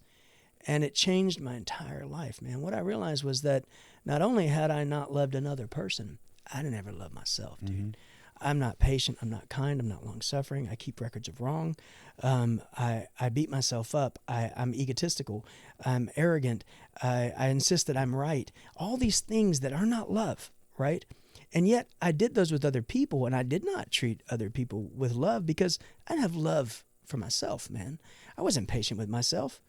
I didn't give myself credit. I beat myself up my whole life, right? Mm-hmm. And so whenever I found that out, I said, how am I going to love me, man? How am I going to be patient with me? Because honestly, I beat other people. I treat other people so well, but I beat myself up, right? Yeah. And so how do I get to the point where I actually love myself? God, that's such a hard thing. I see all my faults. I see all my flaws. I see everything that's wrong with me. Me too. And they're hyper focused. It's like if I look in the mirror, I see the zit. You know what I mean? And so it's like, man, how do I get to the point where I love myself? And so that was right before I met Sarah. Sarah and I've been together a little over 2 years, and I went through a horrible divorce. Been married for 18 years, and realized I'd never truly loved my ex-wife at all. And now, it didn't mean that I didn't love her like I didn't care about her. I did, right. And I wanted the best for her and all that kind of stuff, but didn't truly love her, man. And I didn't love me either. And the sucky part as a dad was I didn't love my kids, dude. And that hurt the most. And so there was a period while I was going through divorce, and I was thinking about, like, I found this out, and I thought, God, I messed this up, And how do I love myself? What can I do to really love myself? How can I take care of myself? How can I see myself differently, right? And as I started to do that process of truly loving myself, I met Sarah. On the way to meet Sarah, the universe has this way of, and some people say God, some people will say, other religious pieces, and some people say the universe. It's all the same to me. Me too. There's no delineation. I'm not overly religious. I don't have any of that. But on the way there, this epiphany hit me of what I wanted. And so I met her at a coffee shop here in Conroe, and I'd already knew her but didn't know it. And so we'd met before, but I didn't remember it, and we didn't recognize each other. And so anyway, and it was that I really wanted someone who loved me as much as I loved them, who sewed back into me as much as I sewed back into them. And more importantly, they knew it and I knew it too. And somebody who loved themselves, and me loving myself. That was the relationship I wanted. And so I went and I sat down with this beautiful little girl. She's half Nicaraguan, half Kansan. So I don't know if she's Nicaraguan or she's Kansaraguan. I'm not sure. But that almost sounds racist. It does. You got to really get the C in there real good. But anyway, but I'm going to go with Kansaraguan. Doesn't sound as bad. But anyway, and so I asked, she's so blunt. I love her bluntness, man, because she does not have a filter at all. Like, I have ADHD, pretty hardcore. Like, I don't think you can practice a solo for 8 hours and not have ADHD. Oh, really? You know, I don't know. I know I have it. So, but for her, I said, so what do you want? She goes, you don't get to know that. And I was like, whoa, all right. And I was like, well, I know what I want. And she's like, okay. And I told her, and I don't think she'd ever had anybody just really be blunt with her like that, you know? And really honest, real honest. Like, look, and this ain't what you want. Cool, man. We'll just have coffee and I'll roll out of here. You know, but this is what I'm looking for. So, yeah, like, this is what I'm after. And man, it's been a little over 2 years. And man, we've learned so much, dude. Like, I think having a relationship where you can be yourself, but learn from yourself and go, you know, I don't like this trigger. Like, I used to hate that word. I used to hate the word trigger. Like, grow up. You know, trigger. We didn't have that when I was a kid. There was no triggers, but there were. We just didn't know what to call them. Yeah. You know?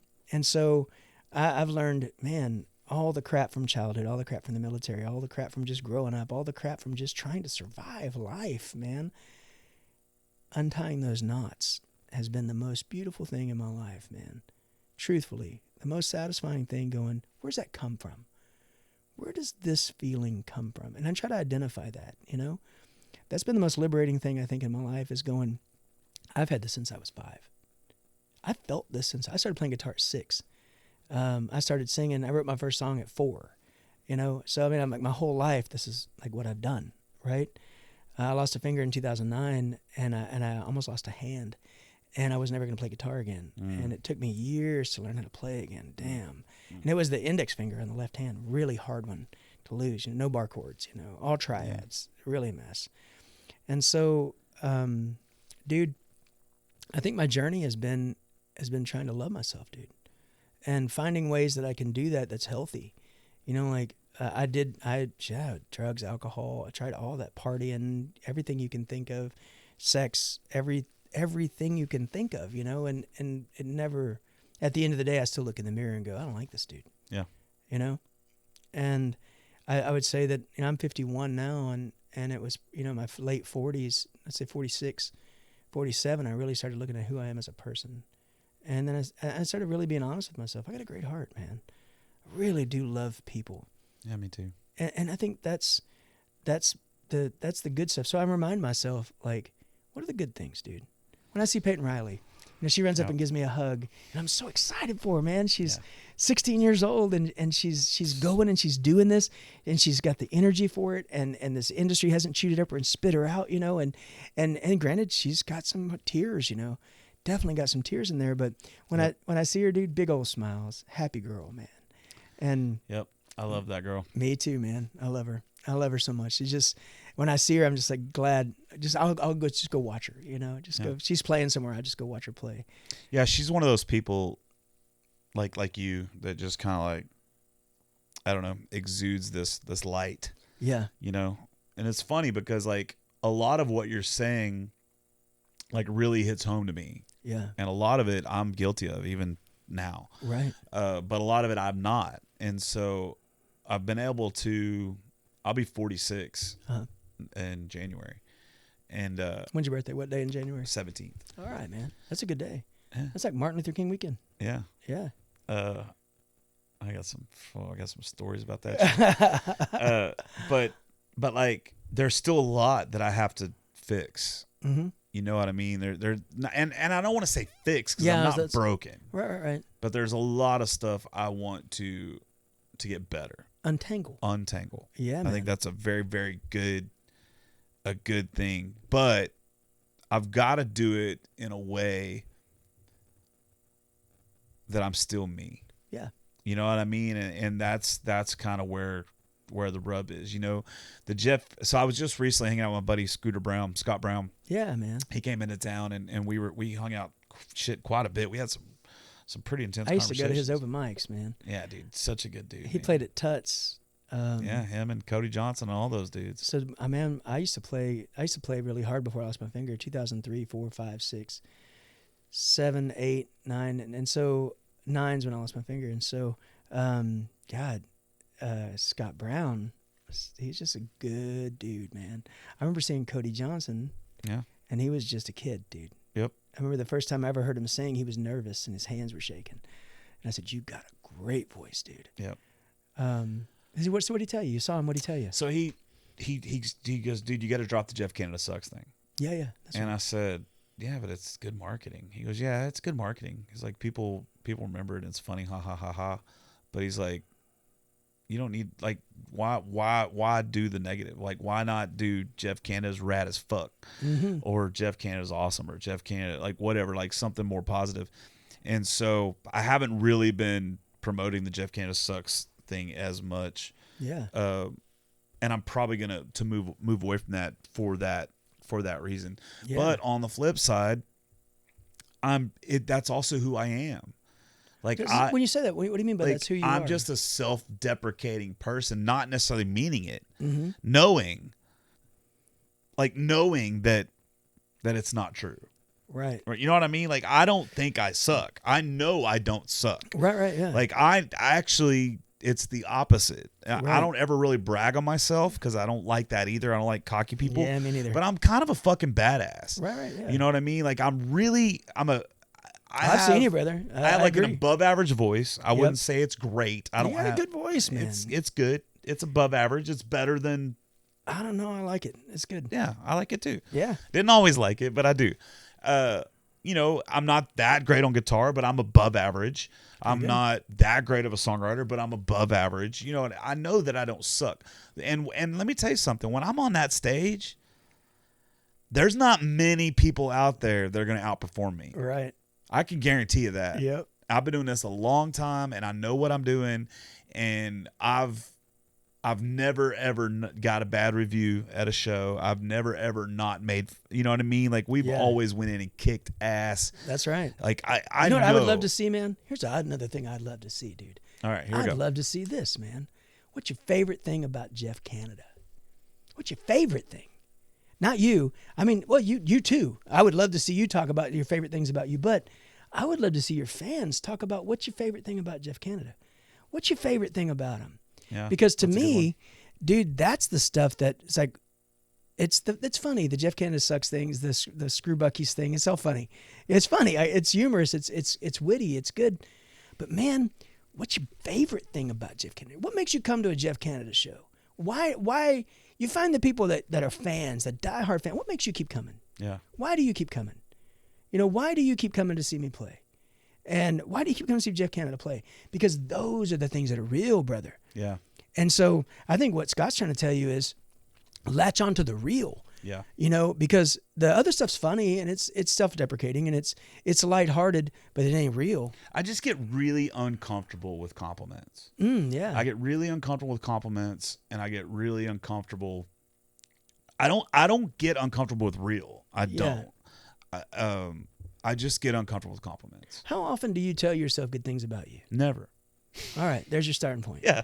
Yeah. No, so never. yeah, so I mean, I wake up in the morning and I brush my teeth. I look myself in the mirror and I'm like, God, you're a fat fucking bald fuck. yeah, and what you should be saying is, damn, I got all my teeth. You realize But I that's- don't really have all my teeth. I got so many dental problems going on. Hey, in me here. too, brother. I got 3 right now in my mouth. I got 3 temporary crowns in my mouth waiting for them to finish them up. Oh, dude. I don't have. I got a cracked tooth that I can't do nothing about, and Yeah. it's painful every day. No, I don't ever say anything good about myself. So tell me some good things about you. You got a great heart. I already know that. I'm very punctual. Yep. I hate being late. You're I was late professional. yesterday, so I was. Well, professional is one of those things that's it just depends on how you look at it. You know what I mean? Like, one thing that I know that is good about me is I always do what I say I'm going to do. Yep. And if I can't do it for some reason, it tears me up. Amen. Me too. It's not like Yep. I'm like making excuses. Like if I can't do something, it's because I legit can't do it. I That's don't right. cancel plans on people. That's right. I'm never late. I'm very punctual. I'm late for everything.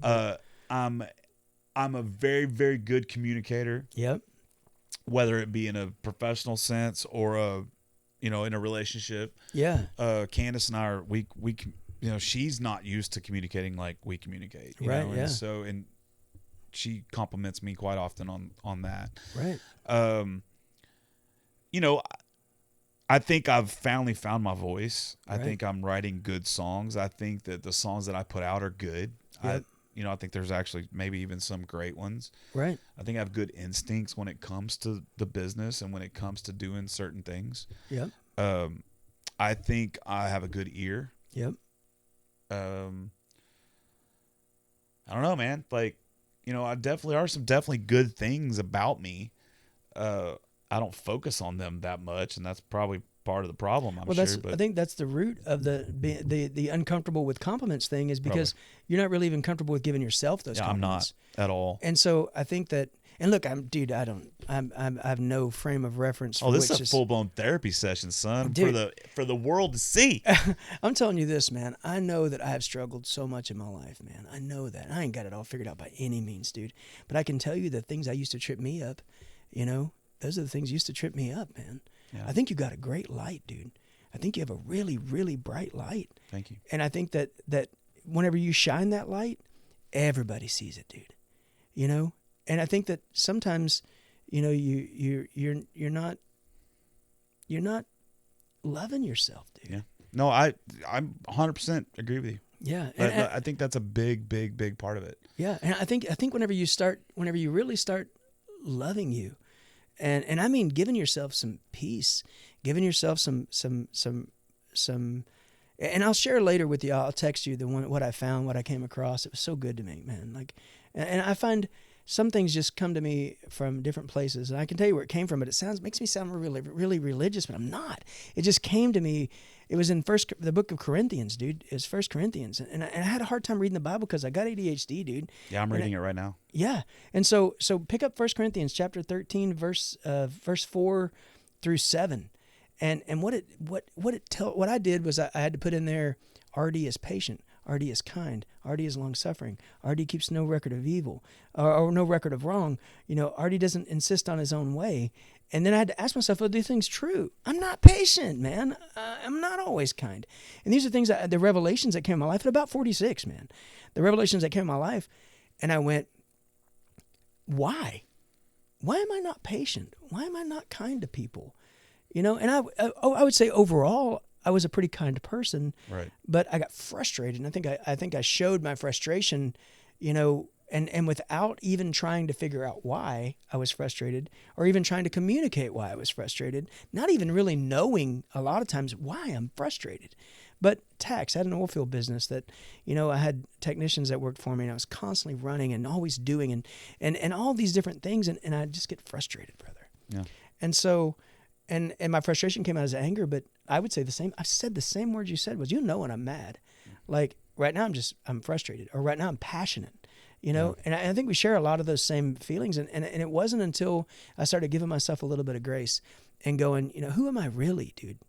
Who am I really? Because whenever I started saying, I got a great heart, man. I don't think evil thoughts. Yeah, I don't either. Dude, if you had $100 laying over there and I was piss broke, and I didn't eat all day yesterday or all day today, you couldn't make me take that $100. Right. I wouldn't do it. I've just got and it's not because I would be worried about getting caught or not that. I just wouldn't do it. Yeah, I'm the same way. I've never stolen anything from my life. And that's one of the things, like my enemies, whoever they are, whatever, the people that don't like me. Yeah. None of them, not a single one of them, can come at me about something I did. Right. What do they come at you about? About something I said. It's always about them feeling attacked, but it's never me saying something to them directly that's like an attack. Right. It's always something that I posted on Facebook or that I said in passing, and they lose their shit over it. The first time I met you, we were talking about it was around Halloween, and you'd posted the thing about using a tablet or whatever, and a person had gotten hurt over that. And I thought about that. And I thought, that's just their own insecurity, man. For 100%, man. And I don't, Yeah. I'm not an arrogant person, man, at all. Yeah, I'm not either. And I would say insecurity wise, like I'm pretty secure. Like I know where I need work. I'm very self-analytical. I have a feeling you're the same way. Dude, everything Yeah. you're saying, I think that one thing that I don't think I love myself. Yeah. I don't. I mean, I when I really sit down and look at it, I don't think I love myself. Yeah. And so I can never be cocky because Yeah. I don't love myself. That's right. I don't, I don't know, man. I can count on one hand how many times I've been in a situation where I was really a dick. Yeah. Right? Like and most of the time, and all of those times because I had alcohol. Yeah. Yeah. Me too. Drugs or alcohol. Yeah. I had to quit drinking. The same thing. But like, I don't think I love myself. Yeah. And that's definitely something I need to work on. And I really can't wait to have this conversation with Candace too. Wait till she tells you the things she loves about you. Like in this conversation you're going to have with her. Yeah. Dude, when those things, let those things sink in, dude, because man, when Sarah tells me the things she loves about me, it frees something in me that I don't think had ever been freed in my whole life, dude. Yeah. Like childhood hurts, things that I bottled up inside me, opinions of myself, things that I repressed, forgot about, washed over, completely ignored, whatever. It releases that, and that makes it easier for me to go, I'm a pretty good dude, man. I love myself. I'm actually a pretty good guy. Yeah. And then the thing is that makes your light brighter. It's for some reason, I don't know how it works. I don't claim to even understand it really fully, but I know whenever I'm kind to myself and I love myself, I feel good. I feel this energy that's like, I think the big things are, well, loving myself is the key, the opening part of it, but then really looking at my day expectantly for a miracle or an amazing thing or a special gift just for me. And I'm looking like I never know who I'm going to talk to, what they're going to say, what I'm going to learn from them, and I don't have any arrogance. I've been playing music for 45 years, and I'm learning every day from people who might only be playing for 2 months. Like, hey, check this out. I'm like, well, that's awesome, man. I didn't know. How'd you figure that out? And so I think when you start doing that, brother, I think you're going to see you got a lot to love, man. And that starts opening up doors for, what are the things you love about that happened today? What are some cool things that happened today, right? And what are some, like today I went and saw Leanne May and Jacob and Leanne's ex-husband. I met him for the first time. I go and got my hair cut, and I love that girl, dude. She's just funny and witty and just super talented, a really cool girl.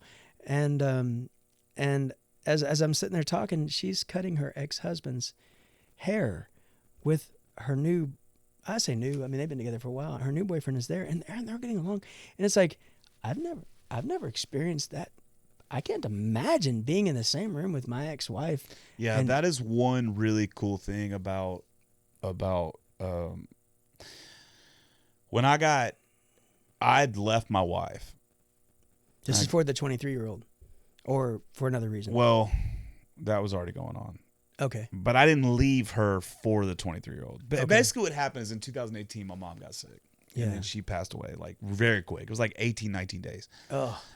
She was 63 years old and I was 40. Yeah. And I was like, fuck, I got 23 years left on this planet. Yeah. I'm in this marriage. We don't talk. Mm-hmm. We don't fight. It wasn't toxic at all. Not even a little bit. Yeah, mine was toxic. It was like, we don't do anything together. I got friends that are good friends of mine for 10 years that have never even met her. Yeah. I'm not a family man. I'm not at home. I'm not doing you know what I mean? I'm out playing music, getting fucked up and stumbling in at 6 o'clock in the morning and then sleeping until 2:30 in the afternoon, Yeah. I'm in this rat race, but I only have 23 years left. And that's it. Stop. Stop. I'm living for today only. Fuck everything else. Yeah. That's basically what I told myself. And so I left my my wife got an apartment, started seeing this girl who lived. She moved to California. She lived forever away, and I was just like, it wasn't in love. It was infatuation. I was infatuated, you know. Knowing it's just a, you know what I mean? Knowing it's just a fucking shit show. Right. I mean, she's fucking everybody on the planet, and I'm knowing about it. So then I start doing the same thing. It's just nasty Avalanche, bullshit. full on. And so when Brooke found out about it, she had found out a lot of stuff. And when she found out about it, she just hated me. Oh, yeah. And I never one time made her feel that it was her fault. I never one time put anything on her. I never made excuses. I just kept saying I'm sorry. Mm-hmm. Because I was. I mean, I don't like hurting people. Oh, I do not. It me neither. Fucking kills me. Me too. And so I just kept saying, I'm sorry, I'm sorry, I'm sorry, I'm sorry, I'm sorry. And then she slowly started to forgive me. Mm-hmm. And then she slowly started to understand why it happened. And, you know, and then it was like 3 months later, 4 months later, something like that. Something just clicked with both of us. And we said, you know what? We're getting a divorce. And this is no longer about me and you. It's now about our kid. God, I wish that would happen. And her and I just made a deal that Brody comes first, and that's it. Yeah. And I came up with we did the divorce together. We didn't have two lawyers and none of that stuff. You know, I came up with a child support payment that I knew that was a good one. More than I can really afford, but yeah, it's not going to some crack whore, you know what I mean? Right. And so now we have a great relationship. I mean, it's to the point where Candace does cooking on the side for extra money, and Brooke buys food from her. Or wow. Like it was New Year's Eve either last year or the year before last, and Brooke just texted us and said, hey, I'm going to be home doing nothing on New Year's Eve, so if her daughter wants to come stay the night, y'all can go do adult stuff. Wow. And just you know what I mean? But we do the same thing. It's like, it's great. It's fantastic. It's the best situation I could have ever dreamed of. God. Because the marriage needed to end. Let's not fuck that up. You know what I mean? Yeah. The way it ended did not need to happen, That's but it right. needed to end. And so I don't have regrets on the marriage ending. I just have regrets on the way that it ended. Yeah. And not really regrets, just issues. Yeah. You know what I mean? Like, I'm not happy about it. Yeah, right. But we probably wouldn't be where we are today if it didn't happen. So it just is what it is. But to be in that situation, I've never seen that before either. No, I've never seen that, man. Because me growing up, my mom and my dad, I mean, my dad left when I was like 8 or so, and they were just at each other's throats all the time. And my mom, I mean, I love her to death, but she was one of these people that solutions are not. I don't care about the solution, because if I solve it, I can't bitch about it. You know, she was one of those people where it was like, you know, my dad didn't pay that much money in child support. She could have at any time taken him to court to get more because he made a lot of money. Yeah. But she never did. She would rather sit there on Sunday at the breakfast table and bitch and tell us, you know, how shitty of a daddy is. Yeah. And then my dad was the other way. It was like, you just never knew what to believe, and I'm going to do this, but then never happens. And you know, used car salesman kind of shit. Yeah. And he always had another family. It was always like, okay, you know, I'm doing something else with somebody else's kids and not us.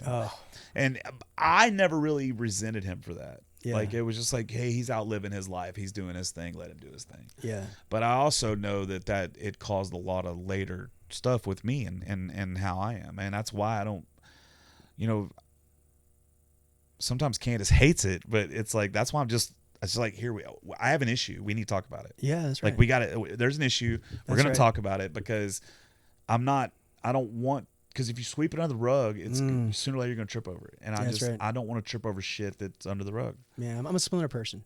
So like, there are people, I've never met anybody like this, but I've heard there are people that when they get a splinter, they just leave it in there until the splinter comes out on its own 4 or 5 days later. 6. I'm not that guy. Me neither. I'm the guy. This splinter's coming out now. It's in there. It's coming out. Is that how you lost your finger? No. Like- no. Like, fuck it, there's a splinter in there. All right. No. I can't get it out. I'm just gonna cut it off. No, chicken wings. But just So let's talk about you for a second. Okay, So, yeah. So you were playing music yeah. before you went to the military. Oh yeah, definitely. And what yeah. branch did you go into? So I joined the Navy originally, Okay. and then I got injured, and I wound up in the Marine Corps. My last year and a half. My ex-father-in-law was a major in the Marine Corps. Okay, but hang on. You went to the Navy. Yeah. And you got injured in the Navy. Mm-hmm. So then you go to the fucking Marine Corps? Well, it was kind of a mess. So I got burned. I used to be on LCAX. So I was already on Camp Pendleton. LCAX, LCAC's landing craft air cushion. It's a big hovercraft, And so I got burned. My hands, my back. We had an engine blow up. And in that process, I got burned by this stuff called Mil-Spec 23699. It's a synthetic lube oil that's used for the hubs of gas turbine engines, jet engines. And so anyway, when it burned me, you get a thermal burn, and that's like a normal temperature-based burn. But the one that got me was the chemical burn. And so it ate up all the lipids in my skin, and I could no longer do my job. So I was getting med-sept from the Navy. And so then I wound up, I signed up to be in the artillery in the Marine Corps. And when I got out of School of Infantry, I wound up in one of the most rigorous infantry battalions in the Marine Corps, 1st Battalion, 4th Marine Regiment, in Camp Horno. Don't say it too fast, or it's Camp Porno. Anyway, and dude, I was miserable, dude. I hated it. How long were you in the Marines? Year and a half. So you were in the Navy for how long? 2.5 years. Okay, so 4 years total on Yeah, both that's combined. right. And so then I could not get out of the Marine Corps fast. What year was that? I joined in 92 and got out in 96. So no really active No, so there combat. Was there was some Was stuff. there? Yeah, there was some stuff that was going on in that period. Somalia happened. Well, in that Somalia, period. yeah. There was some stuff that was happening. Did you see any active? Did you see any combat? So to be honest with you, man, I did get to go to some places that I didn't really want to go. I think that's what triggered me into getting out of it. It seemed like Boy Scouts until it ain't the Boy Scouts. Yeah. And so with that, I saw some things that it changed my life completely, real fast. And how old were you when you went in? When I went in, I joined at 18. Okay. And I got out, I was 20, 22, just about to be 23. So you went right out of high school. So I graduated high school when I was 17, and I went to college. I went to Sam Houston. I got in some trouble there. Easy to do at that school. Huntsville's so easy to get in trouble, man. It's Golly. like for every student, there's like 6 cops. But anyway, that's not true. Well, not only that, it's a big teaching school. Yeah. And teachers are fucking crazy. Yeah, so it was a mess, dude. And so I wound up joining. I took out. It's such a mess story. I had a girlfriend. Let's say it the right way. Had a roommate who I was in love with, man. Like I loved her, but she did not. She had a boyfriend who murdered a man and a woman and stole their guns and got the death penalty. She tried to escape with the guy. They were going to Canada. So she got like an evading with a felon, right? He got like the death penalty. And she got a year of probation and some other stuff. Well, she came and lived with me, and I was working at a plywood mill, like night shift at a plywood mill. And she worked at Walmart, and she came in and she lived with me, and I loved her, dude. And this buddy of mine, who I would say was a buddy, he said he had sex with her, and it just killed. We slept in the same bed, dude. Like I loved her with all my heart. But you weren't shagging her. No, I'd never slept with her, dude. Literally, I think it just got cold, But I loved her, man. I really just, and I knew she had this other guy that was on death row. She's never going to be with him ever again, And that was 17 years old. Yeah, and right before I turned 18, and then I turned 18, and then he said she cheated, so I totally just went back to the recruiter and was like, I want to leave today. I don't care what job you give me. Yeah, I wish I would have joined right out of high school instead of waiting until I went in. I joined 3 months after 9/11. All right. And by that point, I'd already been working. Like, What branch were you? I went to the Army, but I got injured in basic, so Yeah. it doesn't count. Yeah. I don't even view it as a thing. It's like I went to camp for 4 weeks. That's the way I look at it. Yeah. A camp that hurt a lot. But I'd already been working like in the oil field, like project management and stuff. Right. Before that, and I was already like this efficiency guy, and going into the military was like, oh no, holy shit, yeah, amen. This is insane. Yeah. Especially my out process unit after I got injured. Yeah. So when I got injured, I went into this out processing unit. There were 76 of us in this out processing unit, and out of the 76 of us, there was like 3 of us that had legit injuries. Like one guy had a broken leg. I had a torn ligament in my ankle. Another guy, I think, had a broken arm or something like that. Everybody else was either Section 8, like crazy, like yeah, right. they're either crazy or they're suicidal or something. Suicidal, yeah, or they're or they were on some sort of a medication that the recruiters let them come anyway, and then when they got there, they found out, there was a lot of that. Like it was either like there was some of those heart medications, some was like Ritalin or ADHD medicines, shit like that. But there was just so many people trying to get out, and it was just so inefficient, man. Oh yeah. And I remember, I was on crutches, so they put all of us to work. We all had to have jobs. Yeah. That last, because it took like a week to get out, and they didn't want you just sitting around the barracks doing nothing. So I got put on, because I knew how to drive a tractor, so I got put on like this mowing detail. And so basically I would just drive this tractor around all day, mowing all day, which was fine with me.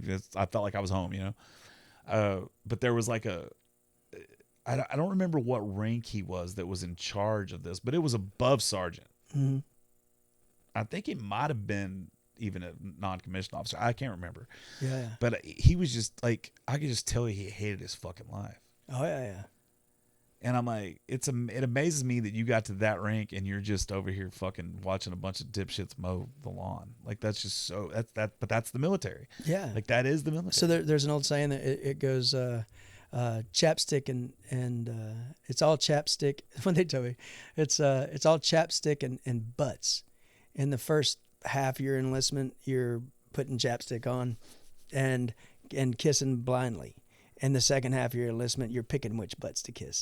and I'm like, dude, I ain't got time for none of that butt kissing. Yeah. Like I was totally not. I was the worst. I was having fun until I got hurt, and then when I got hurt, it was like, I really was having fun until I got hurt. Yeah, I had a good time. The Navy was a lot of fun. But I lost a lot of friends from that, from just that basic training, like from. You mean your home friends? No, like from in basic training, like friends I yeah, made in basic training, mm-hmm. and then they went off to because this was, like I said, I joined 3 months after 9/11, so they're all going to Afghanistan, Iraq, and a lot of them, some of them didn't make it back, some of them made it back, and then took their own lives, and that sort of stuff. But so the military thing, and then you get out of the military. Yeah, and I worked for Lockheed Martin. And I was in Clear Lake. I lived in Nassau Bay, and I just played music and worked for Lockheed during the day. And to be honest, man, I developed about a $600 a week coke habit, which wasn't that much, but it wasn't as much as some people. But it wasn't, it was significant for me. Then I OD'd in '98. Coke. Oh yeah, Coke and Crown, and I spent Friday, Saturday, Sunday, Monday. I met this flight attendant, and a total mess. And she was dating my next door neighbor, and what a mess, dude. And so she wound up staying at my house, and she had to get up to go to work, so she took 2 Klonopin, and I remember dying, dude. Like I remember it hurt to breathe, and if I didn't breathe, it didn't hurt, and so my life totally just went before my eyes. Like not in a bad way. It was all the wonderful things that ever happened. And I never thought about those things, brother. I never thought about the wonderful things in my life because I was so focused on the crap. Yeah. You know, like my dad taking us to go swimming in the creek. He didn't do it all the time, but when he did, it was really cool. You know, taking the time out to go fishing. Maybe it happened maybe 3 times, but they were great times, man. Yeah. You know, and all these wonderful things, it was like a litany of not just the visual, but the emotions that came with it. You know, so as I was laying there dying, this girl didn't have any clothes. She's butt naked laying next to me, didn't know me, I should have been Chris Farley. I should have been John Belushi. That's where I should have went, dude. Like, that's how I should have rolled out of here. And instead, she somehow, after 2 Klonopin, she woke up, and I was not breathing, blue, cold. And this little girl drugged me down a spiral staircase, a 2-story apartment, a spiral staircase. And I was on the 2nd and 3rd story. And she drugged me down the spiral staircase. She drugged me down the big, down to the big entrance to the 1st floor into my car. Took me 5 blocks to the hospital or something.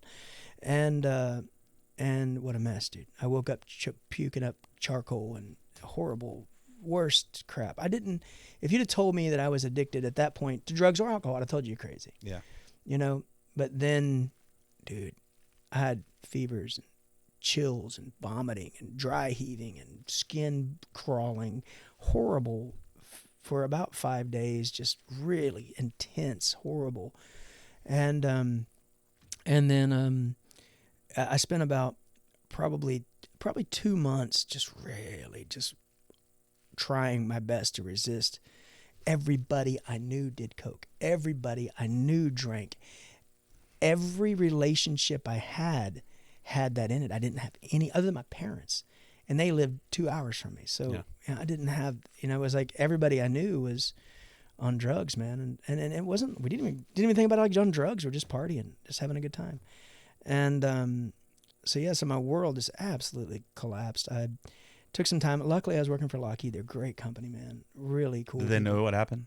No. I didn't share with my boss knew what happened. He was a big music nut. So, really, really super cool guy. His name's Ken Asbury. Great guy. He knew the whole story. He was the only one, but he was also like a VP. So like he didn't, the fact that we were even friends wasn't really something you should be. Shouldn't have been friends with me. But at that point, you're pretty sheltered from the corporate fallout. Oh yeah. So, you know, he didn't say anything, and he loved. I used to play the blues a lot, you know, and he just loved the blues. He had an old Les Paul, like a '59 Les Paul, and he didn't know how to play. You know, he had this beautiful Les Paul, and so I'd play his Les Paul, and I love old tube amps, you know, and I'd play his. That's how we met. Like he came to this place called the Outpost Tavern in off Nass Road 1, and saw me play, and I got this guitar, but I don't know how to play, and I was like, what is it? And he said, it's like an old Les Paul. And I was like, how old? And he said, 50s. I was like, you're crazy. You don't got a 50s Les Paul. You're nuts. You know, they don't exist. That's like Billy Gibbons crap, you know? Mm-hmm. And they exist. They exist. Dude. I've seen a lot of them now. Yeah. God, dude. So I loved it, man. So anyway, yeah, he kind of sheltered me from that. He gave me 2 weeks off of work just to kind of get myself straight. And I got somewhat cleaned up. I had a real struggle because everything was drinking. Like hell, we would play golf, you drank. Everything. Yeah, that's the way I was. And everything. God, yeah. And so I lost a bunch of friends. Me too. I'd quit going out to the places I went to. I still played music, but I didn't play like with people anymore. I'd quit, you know, I'd really quit performing in general. And just stayed at my house and wrote music and wrote songs and played. And even then I didn't play as much. I didn't, to be honest with you, if I wasn't drunk or high, I think I played better. I thought at that time I played my best whenever I was drunk or high. Yeah, we all think that. Yeah. And so I was kind of like, I would say maybe not scared. That's not the word. It's not even nervous. Anxious maybe. I felt anxiety. Well, it's just foreign. Yeah. It's very foreign. Mm-hmm. I mean, like I'm the same way. Like I went, because, you know, it's almost been 1,000 days since I quit drinking. I think I'm like 995 days or something like that. Right. But I didn't quit because I was alcoholic. Like I quit because I was very goal oriented and I didn't want any reason for that to get in my way. Right. And because of what happened at the rodeo, but it was very foreign to me because even though I wasn't dependent on alcohol, it's just that's what we did. That's right. We went out and we played shows and people Yep. bought us shots and like it was the party. It was everything was party. Yeah. Like that's our job was to sell as much alcohol as we can on the 4 hours we were on stage. That's right. Now granted, TABC kind of took a much stronger hold with DUIs and all that stuff and TABC rules and all that, Texas Alcohol Beverage Commission. Yeah. And so that started to slow down a little bit around 2012, 2013, 14. Uh-huh. It didn't slow down for us, but they couldn't serve as much alcohol, so we weren't selling the party near as much because they Yeah. had to like really, because before that day it was like if you went to the bar and ordered 20 shots, they give you 20 shots. Oh yeah, that's right. But then it got to the point where they can only give you like 2 shots per person, Or they'd get sued. or they get arrested. Oh yeah. I've had multiple friends get arrested by TBC. Wow. Multiple. So, That would be nasty. but now it's civil. Now TABC doesn't have the power to arrest anybody. Now they just give you A just ticket. find the bar Yeah. ticket. Yeah. But I guess they can always call a cop and have if it's egregious enough. So for me, man, I had to quit. I had to quit pretty much cold turkey. For I'd say, I focused on my career, and I couldn't. Like I didn't have the willpower to have a drink, and I wanted. I mean, literally, if I talk about Coke today, and I could still feel that little thing in the back of where my nose meets the back of my mouth, I still feel that. I still kind of want to. That drip. Yeah, exactly. I still feel it to this day, and that's been years. I haven't touched Coke in, 98. So however long that is, I don't even know. 25 Well, I mean, years, something. I don't know. back then you had to OD on it. Yeah, That's how you died. yeah, But if you got some bad Coke, you just shit yourself. yeah. That's You know true. what I mean? Now you get some bad Fentanyl, Coke, you don't you're even done. OD, you just die. Yeah, you're done. I mean, you're OD, but it's like, you're way OD. yeah, Yeah, and so, but then I scares think, shit out of me. dude, probably 2004. I got to where I could hold a beer and drink a beer, right? And still really anxious about, I don't want to be an alcoholic, like I don't want to go down that. I'm really scared of Coke, crack, whatever. Like I didn't want none of it. Like I don't want to be around none of it. If it's smoking weed, hell, I don't think I ever quit smoking weed, but I'd always smoked weed. For some reason, weed wasn't a drug. I don't know why, but Because it's not. yeah, well, no, seriously. I think the first time I ever smoked weed, I was 8 years old. And so my sister Sharon gave me, I was sitting on a tailgate smoking a left-handed cigarette, and I smoked. It did nothing happen, and I did it again, nothing happened. And then I finally got high after that. Damn, it was great. Get stoned, it was wonderful. Playing music became this whole other thing. Like I could do it for hours. Sleep Oh became my a God. great thing. Yeah, that's right. All of it became good. Yeah. And so, so yeah, even through that, I still smoked weed. But, dude, now I can have a drink, but I don't crave it. Yeah. I don't. If I have one, I have one. Same here. I'm not interested in getting drunk. I don't like being drunk. I don't like getting to the point where I make bad decisions. So, but yeah, dude, it was definitely a hell of a period, man. I think now, I think the struggle musically is that, one, I had to relearn how to play, dude, like completely. I went and bought a Paul Reed Smith McCarty top 10, $5,600 or something. And, I bled all over it, dude. Like I literally busted stitches and trying to learn how to play again, man. Yeah. And I just traded it for a Telecaster to a buddy of mine who's a collector. And he had this really amazing Telecaster, so I traded, and he's got it hanging on his wall. But still got blood in the frets, man. Just figure out how those Hell bones yeah. work again, man. Yeah. And how do you do triads? And how can I do this without a bar chord? Because I could bar chord do anything, dude. Yeah. Like, I could cheat and not even think about it. It scares the shit out of me, dude. Like even fighting, like the last 2 or 3 times that I've gotten punched, I didn't even I'm like, you hit like a bitch. Like that's really was it. Because I'm so scared to hurt my hands. Oh yeah, yeah. Like it like I won't even throw the football with my kid because one time Hit your thumb. I jammed this finger. But I think I broke it because it was like months and months and months. Oh yeah. Of like in every chord, and all I play is acoustic, so it's like, oh man. So I'm so worried about my hands. You could take my feet. I mean, yeah, I could sit down and play. I could David Allen Coe this thing. Absolutely. Yeah, Take my hands. Oh man. So yeah, for me, man, it was How did you lose it? So I was working in the oil field. You want the long story or the short story? I mean, we've only been talking for 2 hours and 19 minutes. I don't care. It doesn't matter to me. Like, I Doesn't tell you matter to either me one of either. them. Yeah. So I was on Laredo, Texas, man. I was working for a company I had my own company at the time, but I was fixing a rig for a company called Unit Drilling. And what I did, I could fix anything on a drilling rig, dude. Like literally anything. I didn't work on mud pumps. I could change out traction motors, change brushes and stuff in them, but and I didn't work on top drives. But everything else I'd fixed, right? I've built all those. Oh yeah, dude. I mean, I did a ton of that work, man. Just always greasy, right? And when I wasn't working, I was playing music, And anyway, so I was in Laredo. I'd been working about 11 hours, and I got a phone call. There was Opelousas, Louisiana, that had a rig down for a unit, and they're saying, "Hey, dude, you need to get there." And I'm like, "Dude, I just got here, man. Like, I'm not done fixing here." They go, "We don't care. We'll pay you. We'll pay for the drive. We'll pay for everything. You just got to get there." Well, back up about 3 days before that, I had a Ford F-250 that shifted into four-wheel drive low doing about 70, and it blew the transfer case through the floorboard. I lost a wheel axle come out of the wheel, wrecked. Thought I hit a pig, and so I was in a rental truck, and all my like all these boxes of shit, like parts and tools and shit, all in this rental truck, and the F-150 is not an F-250. It's not even the same truck. They don't know why they put Ford on it. It's not even the same vehicle. So it's like it had like plastic floorboards and cloth seats and didn't have the little thing at the bottom where you put shit, and it just no storage at all. And so I had all my junk in this truck, man. And so I'm driving to Opelousas. I get into Crawley, Louisiana. It's it's like midnight. Sometimes it's dark. Dark 30 is late, and it was raining from Beaumont forward on I-10. It just rained like hell, dude.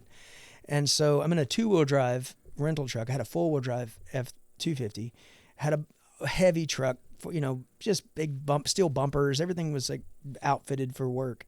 And this F-150 was not. And I hydroplaned and went off in what I call a swamp. The tow truck driver said it was just a ditch, but dude, it was 4 feet of water, and it just was like literally acres of swamp in my world. So anyway, I hooked onto it, and I went in the water. The tow truck driver wouldn't go in the water, so I went in the water and hooked the hook up to the bottom of the thing so he could pull it out, and got the truck pulled out. But it was full of water, dude. The water went all inside the truck, and so all my shit's wet, and so I opened the doors and all the shit came out of it. And so I went to a car wash in Crawley, and that's late, it's after midnight, and I get there, and this big old black dude comes up to me and goes, "Hey, I'm gonna wash your truck." And I used to tow a Taurus Judge, I think it's called a Judge, everywhere I went, like I just keep it on a holster on my belt. And so I said, "Look, dude, get out of here, man." And he's like, "No, you don't understand. I'm gonna wash your truck." And I showed him that Taurus Judge, and I said, "You don't understand. You'll be breathing through your forehead if you don't get the hell out of here. Like, I'm not playing with you." And so he had 3 or 4 friends that were over at the vacuum section, and they, so he came back, and they stood at the end of the car wash, and so I had a Ruger LCP, the first generation, and I racked around in it and put it in my pocket, and I figure, I'm going to kill as many of you as I can kill. Y'all might kill me, but that's all right. But I'm going to take some of y'all with me, And so when I racked that gun, they disappeared, and they went around, they turned the breaker off at the car wash and killed the whole damn car wash, right? Lights went out, and I thought, all right, it's on. Okay. Here we go. Here we go. This is what's going to happen. And so then they came back by the car. I was ready, dude. Like I had a gun in each hand. Like y'all are done. Like I'm totally gonna kill every one of you. Fucking John Wick shit. I'm serious. He was athletic. I was just a fat, angry guy. And so anyway, they realized I wasn't fucking around. And they left, went up the road. And so I went and found the breaker, turned the knife switch back on, and brought the thing back up. And so I literally finished washing that truck out, sprayed the inside and everything out, like all the mud and shit. And I took that LCP and I put it in my duffel bag, and I had a Derringer that was like just a little 2-shot Derringer. Yeah. And I normally kept it in the side door of my truck. So if I had to get out quick, I had something, right? And anyway, but there was no lower compartment in this truck. It was just one of the cheap, like, ones that don't have all that extra shit, you know? And so I put it down thinking that there was something there, but there wasn't.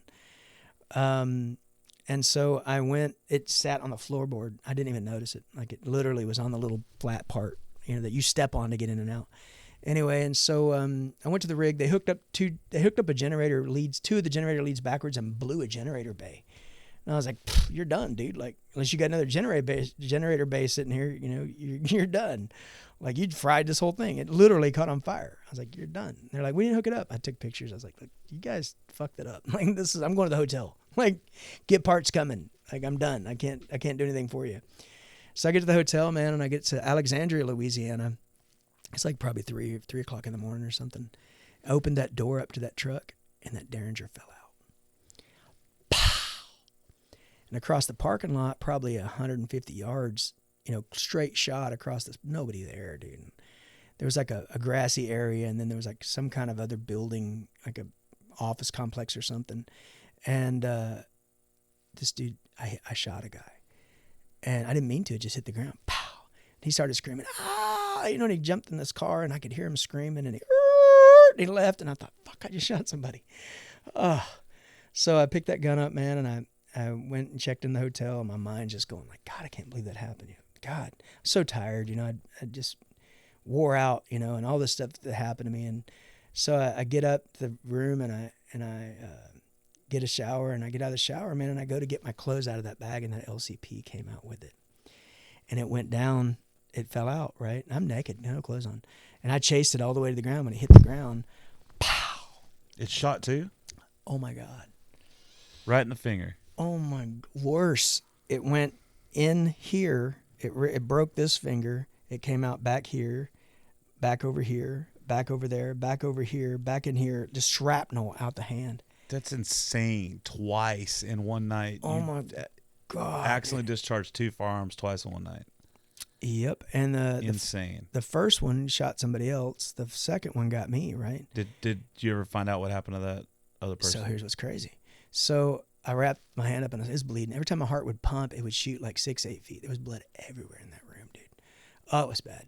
And so I wrapped it up in a sock, and I thought, okay, look, I've got about 10, 15 minutes before I'm unconscious. I'm losing too much blood. Like, I got to get somewhere quick. So I put my pants on, threw my boots on, no socks, threw a shirt over me, man, and I just left. Ears ringing, you know? Yeah. It was total mess, dude. And I got to the truck, and I had old Garmin GPS. That's how long ago it was. Wasn't no phone GPSs yet. And so I pushed hospital. We had a hospital button. It said 4 minutes. And I was like, oh, I'm down. I can totally make it. I tucked that hand in, dude, and just drove. Got to the hospital. When I got in the parking lot, I get out, and there's this big old black cop. And he's like, what's wrong with you? And I had blood all over me. I said, man, I shot myself, dude. He goes, you shoot yourself or somebody else shoot you? And then I remembered, I shot somebody. They're at this hospital. I'm totally screwed. And I said, look, man, can I get inside, dude? I'm bleeding. Like, I need to get in quick. And he goes, yeah. He goes, I got some questions for you. I said, well, can you ask him inside, you know? And so I went in, and I was thinking, I'm going to jail in Louisiana. Of all the states in America to go to jail, and I'm going to jail in Louisiana with no finger. I done lost my king finger, man. God, this sucks. And so I thought I lost this one too. Like, I thought I lost both of them for sure. Like, and maybe even my hand. Like, it was such a mess, dude. Yeah. And so I give the officer the room key and tell him which hotel it's in. And I'm thinking, people said they got shot at La Quinta. Like, I'm pretty much sure. And there was, when I got in the emergency room, I got a room, and down the hall, someone's screaming bloody murder. Just screaming, dude. And I thought, oh my God, I'm in That's this. him. I'm so done. Like, and then my mind's so fertile in such a bad way. I thought that bullet went through my hand. It went through the wall. Some senator's 90-year-old grandma's having her birthday party, and she's sleeping on the other side. And it went through that paper thin wall and shot her in the head. Now she's dead. And I shot one guy. I killed somebody's senator. All this shit's running through my head, you know. And the narco doctor wasn't around, so they wouldn't give me any painkillers. So my hand's just killing me, you know. And anyway, cop comes back, and he gives me the key, and he goes, I found your gun. You know, he goes, I went ahead and unloaded it, put it back in your duffel bag. He goes, there's blood. He goes, it looks like you had Charlie Manson a birthday party in there. And I was like, dude, Yeah, because you need to check in with the hotel. Make sure you check with them. You're going to need to pay for that. I said, yes, sir, I'll do that. And I'm thinking, I'm down the hall, and I'm done. And he leaves, Turns out the person on the hall had a heroin detox. And they were screaming because they were sick, heroin sick, and that's what was going on. I didn't know. And so anyway, about 7 a.m., the hand surgeon comes in. My hand looked like a big purple balloon. And he said, you waited too long to get to the hospital. I said, the hell I did. I was here in 4 minutes. You waited too long to get to the hospital, man. And he goes, well, I'm about to cut your hand off. I go, you can't cut my hand off. I'm a guitar player. He goes, you'll never play guitar again. And he goes, that hand, it's dead. You'll never use it again. And if I don't cut it off, you're probably going to have gangrene. I'm probably going to have to cut further up the arm. You may lose your whole arm out of it. Now, you don't cut my arm off, dude. Don't cut my hand off. And he said, I may have to. I said, look, that finger I'm pretty sure is gone. Maybe this one. I don't even want you cutting that finger off. And he goes, I'll do what I have to do when I get in there. I go, no, you don't understand, dude. Like, I'm one of those people, if I tell you I'm going to do something, I'm flat out going to do it. Like, if it kills me, I'll do it. Yeah. And so I told him, I said, look, dude, if I wake up and my hand is missing, I'm going to beat you to death with my nub. And he said, are you threatening me? And I said, no, sir, I'm trying to save your life because I'm telling you, you cut this hand off, you're dead. I'm not playing with you. Like, I don't care how bad it hurts me. I'll beat you until you quit moving. I don't care how bad it hurts. And so he's like, fuck. I know. He fucking left the room, and I get in there, and there's a Marine that's an anesthesiologist. And I only know because he had an eagle, globe, and anchor on his necklace. And I was like, hey, Marine, don't let this motherfucker cut my hand off, And he goes, I got you, man. I go, no, I'm serious, dude. Don't let him cut my hand off. He can take that finger. Don't let him cut my hand off because I got you, man. 10, 9, 8, I passed out. Woke up in recovery. Had an IV in my arm, and everything's wrapped up, So I start to unwrap the thing, but all this tape and shit. So I pulled the IV out, unwrapped everything, and I'm thinking, God, I gotta kill this guy. Like, my mouth gets me in so much trouble. Like, I'm thinking, God, and now I am gonna go to prison. Like, and so I couldn't tell if I had a hand or not because it's all wrapped up. And so I took it down, and there's stitches. My hand's huge, and there's all these stitches, and the skin was so swollen that the stitches were just like you could see we're like a fat guy wearing a little shirt, where there's everything stretching. I was like, all right, cool, man. I got my finger, and this one was in a splint, and I went, all right, cool. So I got my pants on, I got my shirt on, I got my boots on, and I go to leave, and the nurse is like, hey, you can't leave. Like, you have to wait for the doctor. I said everything I need to say to that doctor. I'm good. And she goes, well, you can't leave. I go, I'm leaving. So she goes, but he's got to sign your paperwork. I go, well, have him sign it. You got my address, mail it to me. And so I went back out to that rig with a haphazard rewrap because I didn't know how to wrap it back up. And I literally got the rig running. It took me about 4 hours. They'd called another electrician out. And so I told him, here's what you got to swap. And here's, you have to change the big breaker and all the other stuff you had to change out. And they cut me loose. I got my ticket signed, and I drove back home. I bought that Paul Reed Smith, brother. And literally I popped all the stitches, like they just opened up, and bled everywhere. I had to wash it and nurse it and jack with it. And it took me about 2014 to where I could make a C chord again. But I couldn't play for more than about 5 minutes. The neuropathy was so bad, like I just tingled and burned, and I couldn't do nothing with it. And that carried all the way up until I met Sarah. Like, I could only play for about 5-10 minutes. So I was really limited for how much I could play. I had to, and I played acoustic and electric, and I'd put real light gauge strings and just try to really just do the best I could. But 10 minutes max, 15 minutes. Sometimes I'd play longer, but it really hurt. And so she created a product for a shoulder, and I started putting that product on my hand. It's called Tendon Balm. And I put it on my hand, dude, and it's helped so much. I played for 6 hours Sunday. And this is all numb, but the tips of my fingers aren't. And so I think, for me, man, like, staring down the barrel, no pun intended, of never playing again really scared the shit out of me, man, because so much of my identity has been tied up into playing guitar and singing that, man, it messed me up really good, So now when I play, it's like, I'm just grateful, dude. Like, I don't care if one person's there. I'll play for that one person, and I'm just grateful I get to play, That's awesome. It sucks. Did you ever find anything about the guy you shot, or? Don't know what happened. He was in one of those cars that has like the big, I don't know what the purpose of them is, but they like the spokes stick out about this far, and they have like the little thing in there. Oh, well, he's probably, He was probably a regular visitor. Yeah, he was probably doing some things that he probably thought the person that shot him meant to do it. Yeah. So no, I never found out who I shot. And it was a Derringer, so it's not like it's. Yeah, I mean, yeah. You get shot, but. Yeah, I mean, I would imagine it still hurt. Not like a 40 cal coming through there. Yeah, that's right. Yeah, it wasn't a 45 or a 44 Magnum or nothing. So. Yeah. But yeah, man. So that's crazy. That's how it happened. That's a crazy fucking story. So yeah, man. So so it's been, I guess, back playing music. I wouldn't even say full time. Like I don't even do what you do. Like I'm not near the performer you are. Like as far as schedule wise, how I got back into it, man, was shit. I don't play that much anymore. I play like 10 shows a month now. That's still. I was playing. I don't even know how I'm fucking surviving, dude. Oh man, I have no fucking idea. I don't know how my bills are paid. Yeah. I don't know how I got money. I mean, I guess it's because I live so meekly. I live so under. Like I don't spend hardly any money on myself on anything, right, other than studio. Yeah. I don't ever really buy myself anything. I rent a room for like $650 a month with all bills paid. Like, yeah. I don't know how I don't know how it's working. So, but the good news is, I've got my life set up in a way where if I can just get a little bit more money coming in, I'm gonna be great. The thing is, man, is that it's weird how that works. I think of all the times that I just absolutely have had nothing, and somehow, right at the right time, a little bit of money comes in. I can pay that phone bill. Yep. Whew. Yep. And it's like, man, could that have been any later? Like literally, it was like the day before it shuts off, and I can pay that bill. It's late, but I paid it. Yep. And Same so, here. man, that now thing, that power of now, has helped me so much, dude. Because now I'm not freaking out. I'm just going, well, I don't know how it's gonna happen, but it's gonna happen.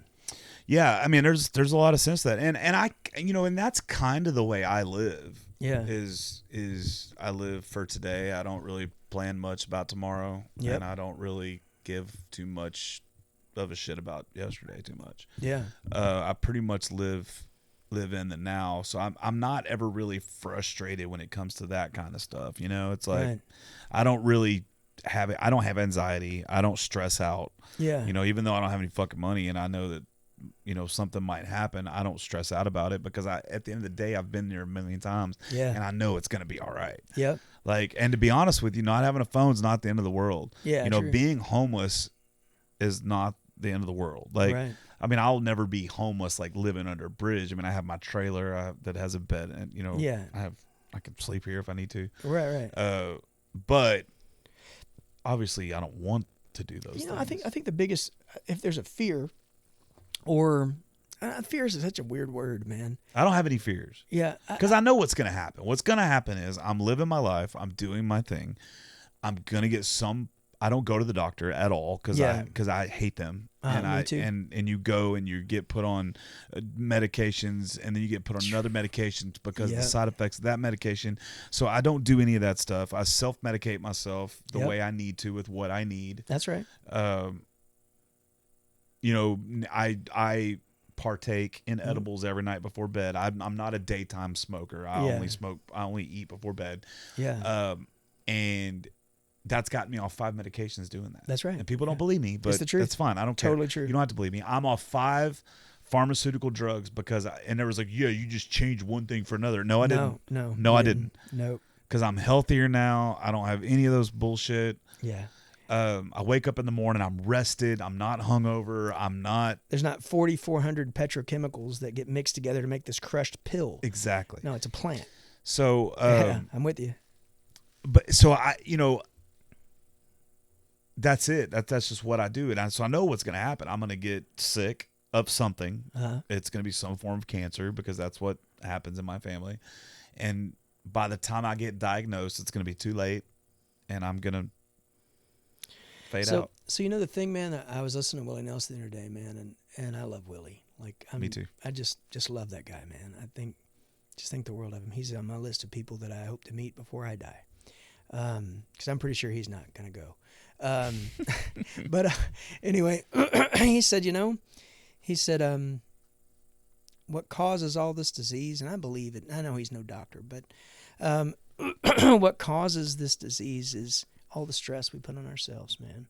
All the anxiety that we have, all the unresolved hurt that we have, all the dis-ease, right? The opposite of ease, the dis-ease, is what causes all this disease. And I thought, that's profound, man. This guy, he should have kicked the bucket a long time ago, man. Like, he is not the moniker of good health since 73.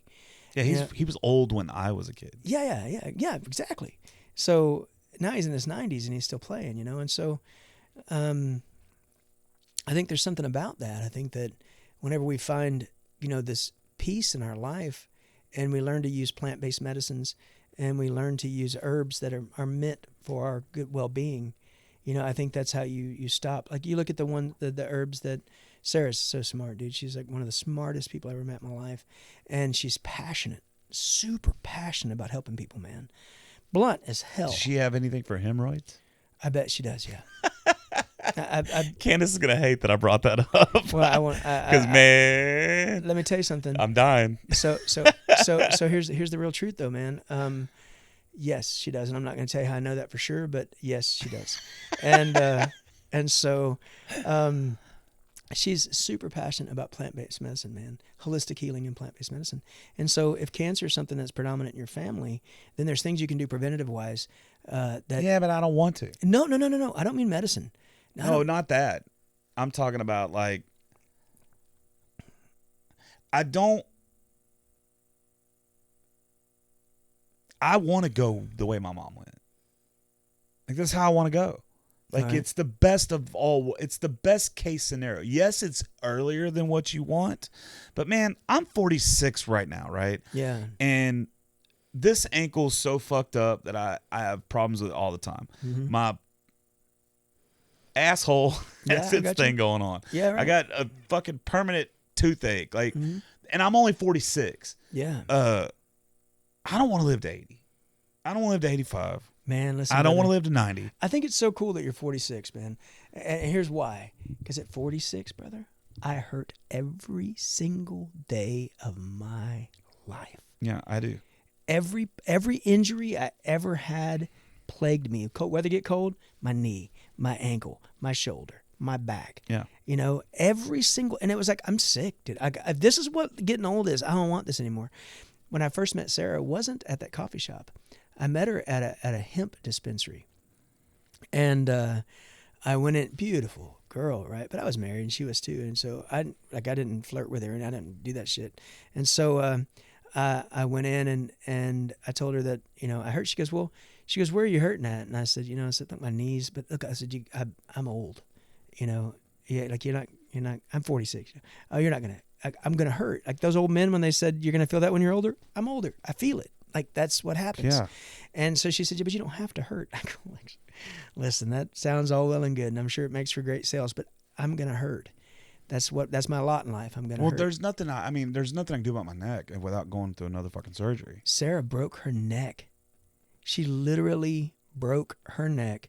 She had neck surgery and she was literally, I would say, so close to paralysis that that's what pumped her into natural holistic medicine. She was on painkillers and she's got into, how do I heal myself without this shit that's going to kill me, without pharmaceuticals, right? I went with her. There was a police officer who got shot in the sternum and it missed his heart, but it hit his spine, right? And he lives over off of 59 in a little neighborhood kind of on the other side of Kingwood, kind of in a nice little area, really nice home. Porter, somewhere in that area, you know? And so she wanted me to go with her because she's little and she doesn't like going to people's houses. She's a woman, and I've always been a big old dude, so nothing scares me. And so I would just go with her. Well, anyway, first time for this customer, he was in a chair that would raise him up and lower him down, and neuropathy so bad that he couldn't even touch his skin, And he had one arm that he could move a little bit, but it hurt to move it, and the other one he couldn't move at all, right? So we go over there, and she takes this Tenenbaum, and she made this woman named Jackie Caskins, who's super cool lady, man. One of the coolest. She's a like a in-home nurse type person, you know. She's the one who got us over there. And so Sarah made this 20,000 milligram CBD ointment for this guy, and super upgrade, right? Like probably a $250, $300 ointment. And she brought it over, and Jackie had tried it. The other stuff that she makes was only 5,000 milligrams per ounce. Anyway, and so he had Jackie put it on this guy, and he's tears, and he's a big old dude, man. You could tell at one time, like he was a definitely can't we all just get along riding a king beating cop, you know, like he could tell he hurt people, you know. But you just talk about looking at him, that man has hurt some people. He has chunked people in the back of cars that didn't want to go. And anyway, and so you could see the tears in his eyes, and she rubbed it in, and about 10 minutes later, he went to move that arm, and he's like, oh my God, I can move my arm. Put it on the other one. And she's like, are you sure? And he said, put it on the other one. And she went to take his shirt off, and he just about cried. And she rubbed it on him, and he said, oh my God, that's the first time I haven't hurt in 2 years. Right? And so he buys, 1 to 2 of those a month, about 6 weeks, about how long it lasts him. And so no pain, right? Well, when I met her that day in the first time in the hemp dispensary, she gave me some product that, I'm a skeptic, dude. Yeah, I haven't taken any of that stuff that works other than edibles. Yeah. So none of those creams or nothing that I've used so far works. Oh man, I don't know if I have one on my Jeep. I don't think I do, but I would give it to you. Just the standard one is so good. Like just the standard 5,000 milligrams per ounce is so good. I use it for respiratory. Like it's like if Vicks actually worked, like if you took Vicks and Bengay and it actually made a product that actually helped you. But man, it feels so good. Like yeah, my problem's my neck. So I had surgery in 2012. I had a ruptured disc, and instead of it going out, it went into my spinal cord. Yeah. And so I was losing complete mobility. Oh my God. Like I'd be in the middle of a gig and my left arm would go paralyzed. What'd they do? Huh? What happened? So they went through and this was before they started putting synthetic discs in. Mm-hmm. So they went through and they did a fusion of my C6, C7. Yeah. And so there's a metal plate in there. Uh-huh. The problem with that surgery is the disc above it and the disc below it, degenerate. after about 10 years, they get, and so that's where I'm at right now. Yeah. And so I went and had a bunch of x-rays done, and that's what it is. They have to, those two discs are gone. Yeah. So they're going to replace those 2 discs. Yeah. And so, but I won't have the surgery. So it's like, I think Sarah had disc replacement. But she's got the same thing. She got the degenerative above and below, still the same deal. yeah. But how she's treating that, man, you got. Well, as long as I take the edibles every night, so as long as I eat the edibles every night, I do it every night. Yeah. I don't ever take. She told me when I talked to her, you said you should fast. At Texas a little Vintage, bit. yeah. But no, I just take it. Yeah, she told me I should fast off of it. But my problem is, as soon as I go 2 days, if I go 2 nights without that shit, You're in so much pain you can't move. I can't move my neck. So here's the thing, though, man. So like, have you? This sounds so crazy. After that, like, dude, I didn't have I always considered myself just an old hippie. Like, I smoked weed pretty much from the time I got up until I went to bed. It's the only thing that made me not hurt. So that's what I did. And so anyway, I was, whenever you and I were talking that night, I think that was the second time I'd ever talked with you. It hit me that, like, dude, like I'm probably going through 50, 60 milligrams a day. I need to cut this shit out. Like, I don't want to become addicted to nothing, man. Oh, I'm eating 100. I know. Here's what's crazy though. So you told me that then. And so, It's probably not 100. It's probably, maybe, I don't know, something like that. So dude, I quit. Oh my God. I did for 5 days. Oh my God. Worst 5 fucking days of my life. Amen. Oh no, not even just the pain. The dreams. Oh my God. Oh, dude, it was so bad. So, dude, for me, it was this emotional roller coaster. I had like the worst. Like, I don't get depressed, dude. Me neither. And I had the worst, loathing depression. This was about that same time that I was going through Glen Rose. Oh my God. I'm not kidding. So, dude, I literally, I was like, I told Sarah, I go, look, man, I it's nothing to do with you, but like, I am absolutely at the lowest point of my entire life. Like if I got struck by lightning right now, my last thought would be, thank God. Yeah. You know? And she said, you're detoxing from THC. And she said, you got too much. You're going to have to just go through this. It took me 3 weeks. Oh my God, dude. 3 weeks of. Yeah, I'm not doing it. No. So here's what's crazy. She told me what to do and I don't listen to her. That's the problem. Right? And so there's a product that's called Indica, and it's made in Sweden, and it's CBDA, right? Which fires the same THCA. It's CBDA. And the thing is that CBD, and there's THCA as well, which turns in, it's like dead THC. But it hasn't been carbonized yet. Right, yeah. And so, but CBDA is, it's really hard to get. As soon as you do any heat in the extraction process, it kills it. So it's super hard to get. And when you see somebody that has it, it's really, really rare. Where there's a company out of Sweden that's figured out how to cold press it, and actually it takes a lot to get enough CBDA to work.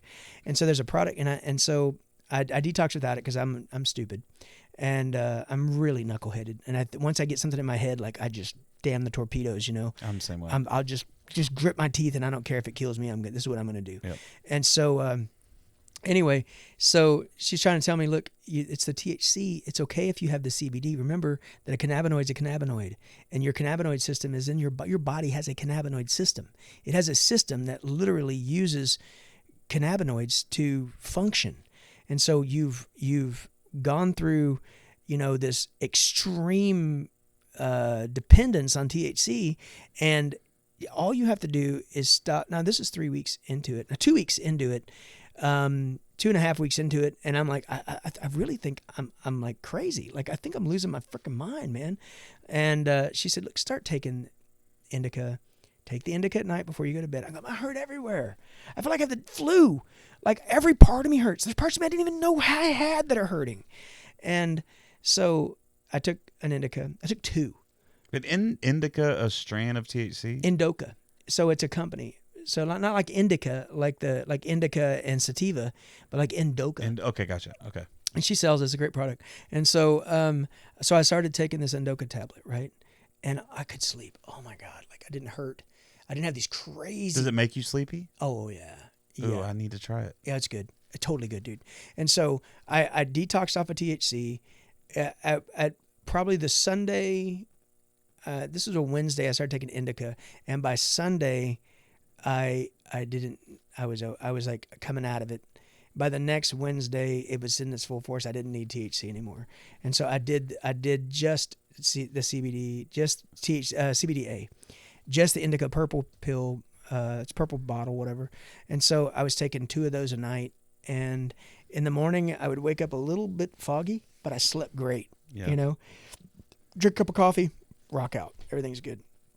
So THC dependence is super real, dude. And for me, I've used THC my whole life. I've been really stupid. I've hurt. Come on. So you know. I don't abuse it. Like I say abuse it. I don't use it. You use it to sleep. Than at night. And what it's doing is it's helping you. So what you're experiencing is the inflammation is reduced. Yeah. And you're able to sleep good. Yep. And so with that, that CBDA, man, it's life changing. Yeah. The doctor told me the reason that my blood pressure is probably down is because I'm actually getting sleep at night. That's fact. Because I was on purely factual. I was on a muscle relaxer for my neck. Mm-hmm. I was on a light narcotic for pain. I was on a hypothyroidism pill. Mm-hmm. I was on a high blood pressure pill, and I was on a sleep aid. Yeah. Those are the 5 things I was on. And basically what happened is I went to Colorado in 2019, and I forgot all my medications. Yeah. And so my buddy was there, and he gave me some edibles, and I ate them, and I slept like a baby. And so I bought a bunch. When I came back, I just never took any of those medicines again. And then 6 months later, I went to the doctor, and like, you know, now I know that THC is not going to cure hypothyroidism, but what my buddy told me is that what probably happened is that was a false diagnosis. You know, because of all the other shit you were on was probably causing something in your thyroids to fuck that up. Yeah, it's crazy. basically It's crazy. reduction of thyroxine. Yeah, so man, I don't trust. Let me tell you something. When it comes to the medical community, either. bro, Me I either. don't fucking trust Me anyone. either. That's why when this in COVID, Uh-huh. when this vaccine shit came out, Yeah. listen, I'm not some dipshit redneck that thinks I know everything. Right. I do not trust the medical community. Me either. 100%. No, I don't. You know, it has nothing to do with me having some sort of a deep Superiority state complex. or a conspiracy shit. No. I just, the thing is, when I look at the human body, this is the way I look at it. Until you can tell me why this person has peanut allergies and this person doesn't, until you can tell me why that is, You don't know what you're doing. then you can't tell me that this shot is good for that person and this Amen. person. That's right. And dude, That's a fact, dude. and I didn't buy into it. And I got ridiculed for it by a lot of my friends. A lot of other friends thought it's just because I'm some Trump supporter. Yeah. I don't trust them because I've seen what happens. We need to get out of here pretty quick. So this is a pretty quick story. But when I was 19 years old, I was working at NOV. Mm-hmm. I think it was Bowen Tools at the time before they bought them. And I was having headaches. I'm talking about like major headaches for like a month. Yep. And so somebody's like, dude, just go get your eyes checked. And that might be what it is. So I went and get my eyes checked. They go in, they dilate my eyes, do all this stuff. Well, that doctor says, hey, I got to send you down to MD Anderson. That's the cancer hospital. Yeah, that's right. MD Anderson, I'm spotting something on your optic nerve. And so he's like, I got to get you down there so you can do some tests. So I'm like, okay. So I get down there. They do a couple tests. Sure enough, the doctor comes in and says, well, you have a small tumor on your optic nerve. Blah, blah, blah, blah. And I said, what? But he's like, we got to do a few more tests to see what's going on in there. Dude, so like for 2 days, I think I have a tumor, right? Mm-hmm. The next day, the doctor comes in and says, well, I got good news for you. It's not a tumor. Like you have a calcium deposit on your optic nerve. It's a birthmark. He's like, it's in only like so many percentage of whatever. Now, I could be fucking all of this up because this was a long time ago. Sure, yeah, right. So he goes, the bad news is we don't know why you're having the headaches. So we're going to do some more tests on you. And I said, okay, what are you going to do? Next thing you know, I'm doing an MRI. Then they do a fucking spinal tap on me. Oh my God. Like they're just going down the list for like a week. I'm in the hospital. A week and a half. They can't figure out what's going on. Come to find out, after all of this shit, hundreds of thousands of dollars from my insurance company, I had a severe sinus infection. Oh my God. And that right there, that whole experience ruined me for the medical. I don't trust them at all about anything ever because they see those dollar signs. They see those insurance. It's money. It's money. It's money, whatever pharmaceutical companies, whatever drug they're pushing at the moment is what they're gonna give you. Yeah. And then like my kid got diagnosed with ADHD, and so he got put on this medication. And then that the insurance would no longer cover the medication, so they had to go to another medication. That started doing something to him. Mm-hmm. So then he's not on medication at all, but he's found other ways to cope with it. Yeah. That's what we should be doing. What we should be doing first and foremost is finding other ways to cope for it instead of putting all the poison in your body, because all that stuff is not good. It's not. And so there's a really neat thing happening, man, and it's happening globally. It's happening everywhere in the world. Every country in the world that has any sort of, even third world nations, any sort of hope for healing at all. And what's going on is I believe it's spreading everywhere. There's a common belief that's saying that every single thing that you have, every ailment that you have, there is some natural way of dealing with it.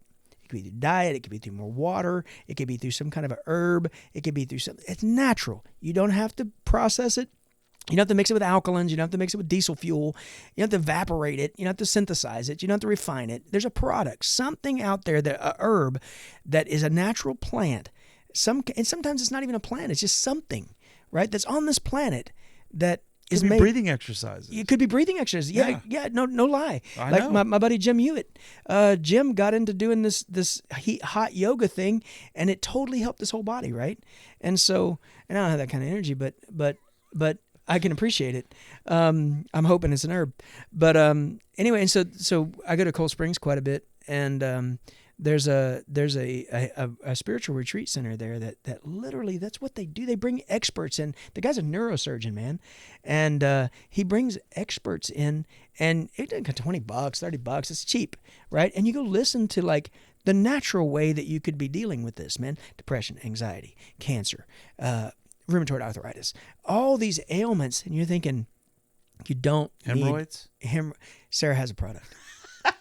It'll have you healed up in about probably 3 days. I 3 to need 4 it. days. Okay, I'll Tell talk her to I'll find her tomorrow. I need it So bad. she's at Bohemian Market is the name of her company, but she's got I'll hook you up. I'll talk to Yeah, her. my brother needs it too. We're both dealing with it. So she Candace is like, why do you have to be such an overshare? She's like, we're at the Texas Country Music Awards this week. She goes, I've already had 5 people bring up to me that your asshole's bleeding, and So- I'm like, that's just. First of all, he said it's 2 people. that was it. The other 3 repeated it. But man, I don't find that kind of shit embarrassing. That's life, dude. I just and it's funny, and it makes people realize that we're all just humans, dude. That's right. We're all dealing with the same shit. We Yeah. all, you know what I mean? It's like it's just being human. Like whenever you're so scared to just be real and be honest and be truthful because you think it's gonna make you look a certain way, fuck that. So here's the thing. If it That's were my theme. Fuck that. yeah, amen. There you go. I like that one. Jeff Canada says fuck Fuck that. that. There you go. I like that one better. So here's the thing, man. If it were my hemorrhoids, I'd totally tell you. But somebody else's personal information, I can't pass. Oh, it on. gotcha. Okay, cool. Yeah. When I told you the other day, I said on that Well, it's text, not like it's a bad thing. it happens. It just happens. It's happened. It's no difference than saying Well, it happens because of shitty diet. there's a lot of reasons, dude. Well, if you're a man, it's because you eat like shit. And Sometimes it's because you coughed too hard. Yeah, Sometimes- maybe. yeah. I know why mine is. Mine Yeah. is because I only in 7 shits during a week, only one of them is like just comfortable. Oh, All the yeah, other that's ones are right. like grabbing the ankles and just going to So, dude, there's another one, man. Like gut health, dude. Yeah, that's a big one. Like, That's why I'm doing this. That's why I'm cutting out. So I don't drink coffee. at all ever. Never have. I've All never right. been a coffee drinker. Okay. But I drink a Monster Rehab every day. Yeah. Now the Monster Rehabs do not have all the shit that the normal Monsters have, or the Red Bull, or any of those energy drinks do. It's got a lot of vitamins and stuff in it. It's kind of like it's a tea. It's not carbonated and that stuff. Right. So I drink, but it does have 4 grams of sugar, and Which isn't a hell of a lot. it's not. But sugar causes so much inflammation, man. my And I God, think dude. a lot of the reason why I'm having the issues that I'm having Inflammation. is because of the sugar intake. Yeah. And so, I've did this. I'm almost at 1,000 days since I quit drinking. Yeah. And I started yesterday. I'm on day 1. I'm in 20, 30 something hours maybe. Yeah.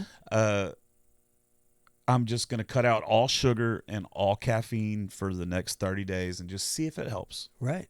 If it helps, cool. If it doesn't help, I didn't hurt anything. That's right. You know what I mean? Yeah.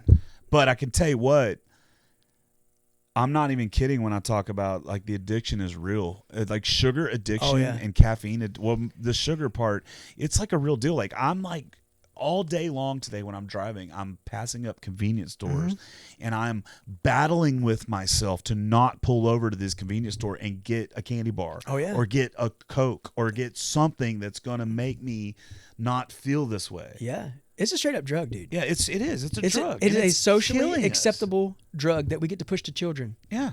Yeah. And they Not get addicted only early. push to children, like Yeah. Halloween. Think about it. Valentine's Day. everything. They Everything. eat. Yeah. Everything they eat. I'm true. so fucking stotoked. We got to get out of here pretty soon. Let's but go. I mean, we've been going for 3 hours, so I am so stoked to see what RFK Jr. is going to do in this new thing. I hope. I really.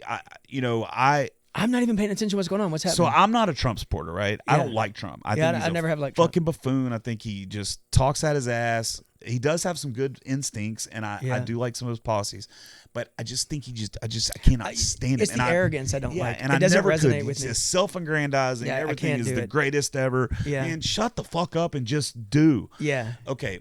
I feel the same way. But So what's his RFK Jr.? What's going on? well, RFK Jr. You know RFK Jr. right? I don't know him. No. Okay, Robert F. Kennedy Jr. It's Okay. Robert F. Kennedy's kid. Okay. So he's been a lifelong Democrat. Mm-hmm.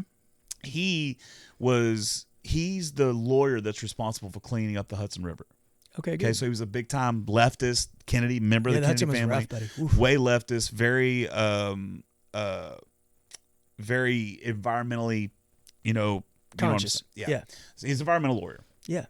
Well, at some point, a bunch of women came to him and said, I mean, you can read all this, but a bunch of women came to him and said something along the lines of, I want you to dive into these numbers of autism and other chronic diseases in children since the vaccine mandates shot through the roof. Yeah. Now, this is not talking COVID. We're talking about the 72 vaccines. Oh yeah. Right now, there's 72 vaccines that kids are That's right. are scheduled to Got, have. yeah. Right? Can't go to school without him. Right. Can't go to school without them. Yeah. So RFK got into that. And so now he's considered because of this, he's considered a vaccine denier, which he's not. He's not against the vaccines. He's against the unsafe ways they come to make up the vaccines and the way they test them. Yeah. So he pretty much got shunned out of the Democrat Party. So he decided to run for president as an independent this year. All right. Okay. He got a girl from Hawaii named Nicole Shahan, I think her name was. She was going to be his vice president. That's who I was going to vote for. Yeah. Right, because he's the one going, and he's not for big business, and he's for big business, but he's not for unfair, but he's not for corporate welfare. Yeah. But he's calling the left out on all their bullshit, all this transgender shit, Yeah. all this kooky stuff. Right. Right. He's calling them all out on it. He was the one I was going to vote for because I didn't want to vote for Trump, and I don't want to, but whatever. Yeah. He drops out of the race and becomes part of Trump's cabinet. Whoa. So Trump, this is the cool thing about Trump, where I have to give it to him. When he first took office the first time, he had no fucking idea what he was doing. Yeah, right. So he appointed nothing but Hollywood elite. I mean, not Hollywood elites. DC elites, Yeah, that's right. lobbyists, Steve family Bannon, members, those guys. to all his cabinet members, and that's why he was firing people left and right. Yeah. All of those people endorsed Kamala. Even the Republicans, Wow. Mike Pence, all those dudes. Are you serious? Yes. Man? God, dude. Because Trump is a danger to. But what Trump did to say, fuck y'all and fight about this, he brought over Robert F. Kennedy. He brought over Tulsi Gabbard, who's a fucking lifelong Democrat, who ran for Democrat president in 2020. Yeah. Or whatever, whenever Biden, she was part of the primary. I remember. The same time Kamala ran. I remember, didn't yeah. get shit. Yeah. He brought in Dana White. Elon Musk is going to head up a new thing called the Department of Government Efficiency. Oh, wow. All of these Holy Trump is crap. calling out Trump. Remember, because it used to be the Republican Party that was anti-Monsanto. Oh, yeah, and it used to be the Democrat Party. It used Yeah, to be that's hippy right. dippy. Yeah, that's it right. used to be hippy dippy to schedule your kids' vaccines in a different way because you didn't want to put all that poison. It was Republicans like, fuck them. Well, now it's completely and totally changed. It's now pharma is the left. Yeah. Like big pharma is controlling the left, and big business is controlling the left, and big tech is controlling the left. Yeah. And so Trump has redefined the Republican Party. Wow. So you have to get, and then his vice president that he picked, JD Vance, I love the dude. He's fucking great. He is great. And so I can see Trump and then 8 years of Vance, 12 years of this new unit. They're calling it the Unity Party or whatever, the MAGA. Yeah. It's Make America Great Again, but also it's Maha, Make America Healthy Again. Yeah. So RFK Jr. is coming in, and the first thing, and Trump told him, he's like, listen, as long as you don't bitch and moan and complain about the oil, because we're going to drill, baby, drill. Yeah. You can do whatever you want about food, big ag. Oh my God, whatever FDA's you want to freaking do. out. Dude, Robert F. Kennedy tweeted, said, hey, FDA, I got 2 messages for you. Don't destroy your documents, and 2, pack your bags because we're coming for you. Nice. Awesome, man. Dude, you got people that are Crazy. calling out the like Kellogg's. Kellogg's has like they sell one thing in Canada, they sell something completely different in the United States. Like in Canada, only has like 6 ingredients, and the United States got like 150 ingredients. And same thing in Europe. So you have all these companies that are selling this fucking poison to our kids. Yeah. So I'm finally like, I'm a Trump supporter now. Like I'm a Trump fan. I don't like the guy. Yeah. But like that's my trouble with him is that mine too. The biggest turnoff is the egotism. Same here. Maniacal egotism. It's Same like, here. God, man. Same here. But you got to remember, he's a fucking New Yorker. Yeah. That's you know what I mean? Yeah, he's a New Yorker. But not just a regular New Yorker, the city of New York. Yeah. Like actual New York City. Yeah, New York City and a businessman. Lifelong. And a successful. So, you know, I don't. And not only that, the way the Democrat Party weaponized the judicial system against him. Yeah. Is just insane. And the whole time they're telling their people that Trump's going to do that. They're doing it. Yeah. Kamala didn't even have to go through primary. She got no votes. It's insane. So I've lost friends since this election because I'm like, it's just common sense. So Jeff, you know what, man, I'm going to tell you, dude, part of my self-care thing is I did too. I quit trying to keep up with society. I did until COVID. Yeah. And once COVID happened, I started paying attention again. And I didn't want to. Dude, I just totally John Prined it, man. I just blow up your TV, throw away your paper, move to the country, build you a home, plant a little garden, eat a lot of peaches. Well, that's what I'm doing now. I told everybody now that Trump won and he's in there and we're gonna see what he does. I'm out. I'm tuned out. Like I have not watched the news since the election day. I have not. I don't. Yeah, I didn't even know anything about it. Like I literally do. I didn't watch TV at all.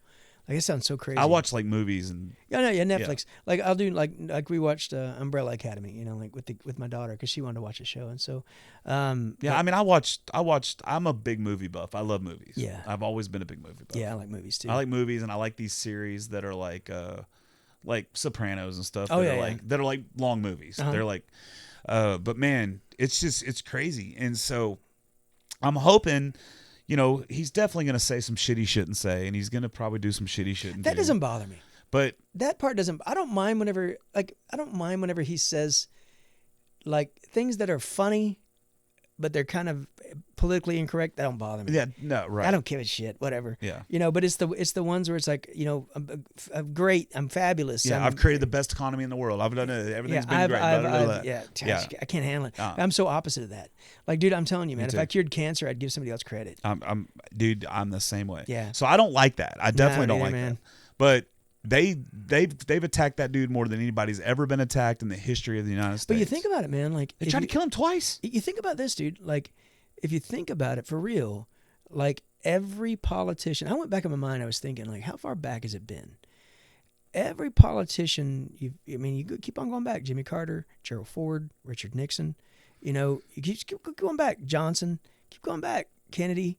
You know, Eisenhower was really the last one that was presidential. Everybody else was just kind of this people that were Reagan. I was alive whenever Reagan happened, and I think that, you know, he did a lot of pretty cool things. But remember George Bush Sr.? What? George W. Bush was a fucking idiot. I couldn't get behind that guy. Me neither. I hated it. Well, that's what happened to me. Is I was born ultra right wing. I was raised ultra right wing. So I was like conservative, everything. Blah blah blah blah. Yeah. And then when George W. Bush got elected, and then I went. That's whenever 9/11 happened. I went and I saw like what everything's going. I went far the other way. I voted for Obama twice. Yeah. And I'm not going to apologize for that. Right. And that's why I get really pissed off when some of my friends want to say that I'm racist or that I'm bigoted or that I'm. Oh yeah. I came from that area. I know what racism is. Yeah. I grew up that way. Right. I am not that. Right. And I'm also not some dipshit woman hater or nothing like that. I'm looking at it from a common sense angle, and I'm telling you right now, where we are as a country is fucked up. Oh yeah, no doubt. And I have. Oh, you ran out of space. not yet. It just says soon. So we'll end it. We'll end it here. But right. you know, I have two things that I'm really big on, and one is freedom of speech. Like yeah. I will stand up for that in any situation. That's right. Does not matter what it is. Doesn't matter if it's somebody on the left, somebody on the right. Doesn't matter what it is. And there's only one party that was stepping on freedom of speech. I don't know if you know what the Twitter files are, but you should look them up because it's fucking insane. And then the second thing is what's near and dear to my heart is my hometown of Plum Grove, Texas, which just in 2017 had 350 people living there. Now has 50,000 illegal immigrants. Oh yeah, yeah. It's the largest settlement of illegal immigrants in the United States. That's horrible, dude. I've driven through there. What a mess, dude. It's insane. It is. Like cartel style beheadings and shit going on back there. That's real. It's disgusting. So don't come at me with this shit that I'm anti-trans or that I'm anti-gay or that I'm anti any of that shit, because I'm not. I don't give a shit what you do. Me either. As long as you're 18, you can do whatever the fuck you want to do. That's right. But people have lost their mind, dude. They've lost their mind. But hey, let's not get caught up on that shit. Let's keep kicking ass and playing music. And hell yeah, and man. I really appreciate this, man. I think this episode is probably the best episode I've ever done. Awesome, It's man. Thank you, it's the brother. most fulfilling episode I've ever done. I think the first hour and 15 minutes was a little therapy session that I much needed. I really Me did too, need. man. And I don't know that people that watch it are going to give a shit. Yeah. I don't care. Yeah. I know that I needed it, and I'm sorry that that it took an hour and a half to get to talking about you, because that's really what I want to do is talk about you. Oh, I don't even care, man. Like, But you're going to honestly, be one of these guests that I'm going to have on a pretty routine basis. I love it, man. Because I think the world needs, I think the world needs people like me that are going to call it like it is and going to say it and not always not necessarily sugarcoat it, but you know what I mean? Just like tell the brutal truth. Yeah, that's right. But I also think the world needs people like you that are going to see the world for this truth, but also like look at it as beauty. Yeah. You know what I mean? Oh, that's cool, man. I need to do more of that. I need to do more of the looking for the beautiful things. Right. I definitely need to do that, and and I'm gonna do that. And so I appreciate you. So I want you to know, man. Hey, you gave me some advice. I listened to you, dude. And I think the thing that for all the people who complain and say, "Oh, you do this," and I listen to you. And so you gave me a golden piece of advice, which was that every time you're playing, you should be plugging in and listening to yourself. You should be working on that sound. You should be listening to everything. So I've been doing that. And fun. It's just pure fun. It's fun. It's easier to sing. Yeah. But you can hear the inflections in your voice. Exactly and so right. if you take a cover song and you want to do a cover song your own way, and what he's talking about is I recommended to him to anyone out there, don't sit and just practice playing guitar and singing on your couch. Yep. Get a microphone, headphones, or a PA or something where you can hear yourself. Practice that way with microphone and all that stuff, because that's what you're going to be doing on stage. Right. And you're not going to get microphone dynamics, and you're not going to learn dynamics on your guitar or anything else if you're just sitting on your couch playing. That's you a have to fact. plug in. It's more fun. To me, it's invigorating. Oh, yeah. Like it's I was playing with the PA, like inspirational. I was like, so in my living room, there's no sound reinforcement, right? So there's there's no sound deadening, so it feeds back, which helps me to get, okay, which area this in the EQ is feeding back. I have the same mixer, I'm messing with it. Actually, yours is a 16, mine's just an 8. I got an 8 and a 30. Same setup though. Yeah. But I'm in there figuring out, okay, that's where that's coming from. Okay, cool. And then I'm dialing my voice in, like, okay, I need a little bit more mid range in this voice. I don't need as much highs in here, and so playing with it. And so the cool thing is that's going to help me with every show I do. Yeah, you'll get better at sound too. It's just the way to do it. Yeah. You don't see athletes fucking out running in flip-flops. No, that's right. Like, you know what I mean? That's exactly right, You man. don't see that. Like Yeah. you have the right equipment, and you use your equipment. Like you need to practice. You need to know your equipment so well that by the time you get to the show, if something goes wrong, you can figure it out. That's right. I know people that will literally buy like a voice effects box or a guitar effects pedal, not ever plug in at all, take it to a show and try to use it. Oh, and yeah. You're just like, what are you fucking doing? Yeah, that's right. But hey, that's beside the point. I don't want to complain about it. Yeah. But hey, man, Hey, I appreciate all your insight, brother. dude, I think we need to hang more. Yeah, I'm down. I've got nothing but love for you, and I meant that day that I called you and I said, "Can we meet up?" And we met up there and just had that conversation. Like I mean it, dude. Like the world needs you, and I need you, and vice versa, brother. Yeah, and I need people like you. Hey, let me tell you something. I sent you a text, and the text said this: "I'm not ever going to let you down. I try my best to never let you down." And there's a world full of real chicken shit people, man. There's a world full of people who tell you one thing to your face and say something else behind your back. And what I meant by that was, I may say the wrong thing. I may do that. I may do something pretty stupid. But know this, man. When I told you that, what I meant by that was this: if ever your name comes up, I tell you the good stuff about Jeff Canada that I know. And if someone says something bad, I tell them the good stuff I know. Yeah, but did you know this? So that's what I mean by I ain't gonna let you down. It doesn't mean that I'm not gonna do the wrong thing. I got you. It doesn't mean I'm gonna be somebody I'm not. Well, you can't let me down anyway. No, but what I mean by that is... But I understand what you're saying. But what I mean by that is that, like, when I tell you I'm your friend, I'm your friend. Yeah. That means if someone says, "Hey, I don't like Jeff Canada," I go, "Well, you don't like about Jeff Canada? Well, tell me what's going on with that." Yeah, I don't think you know Jeff Canada. You know? And so that's what I would say. And so I think that people are not bold enough to really just be a friend. So when I told you that, what I meant was, I'm your friend, brother.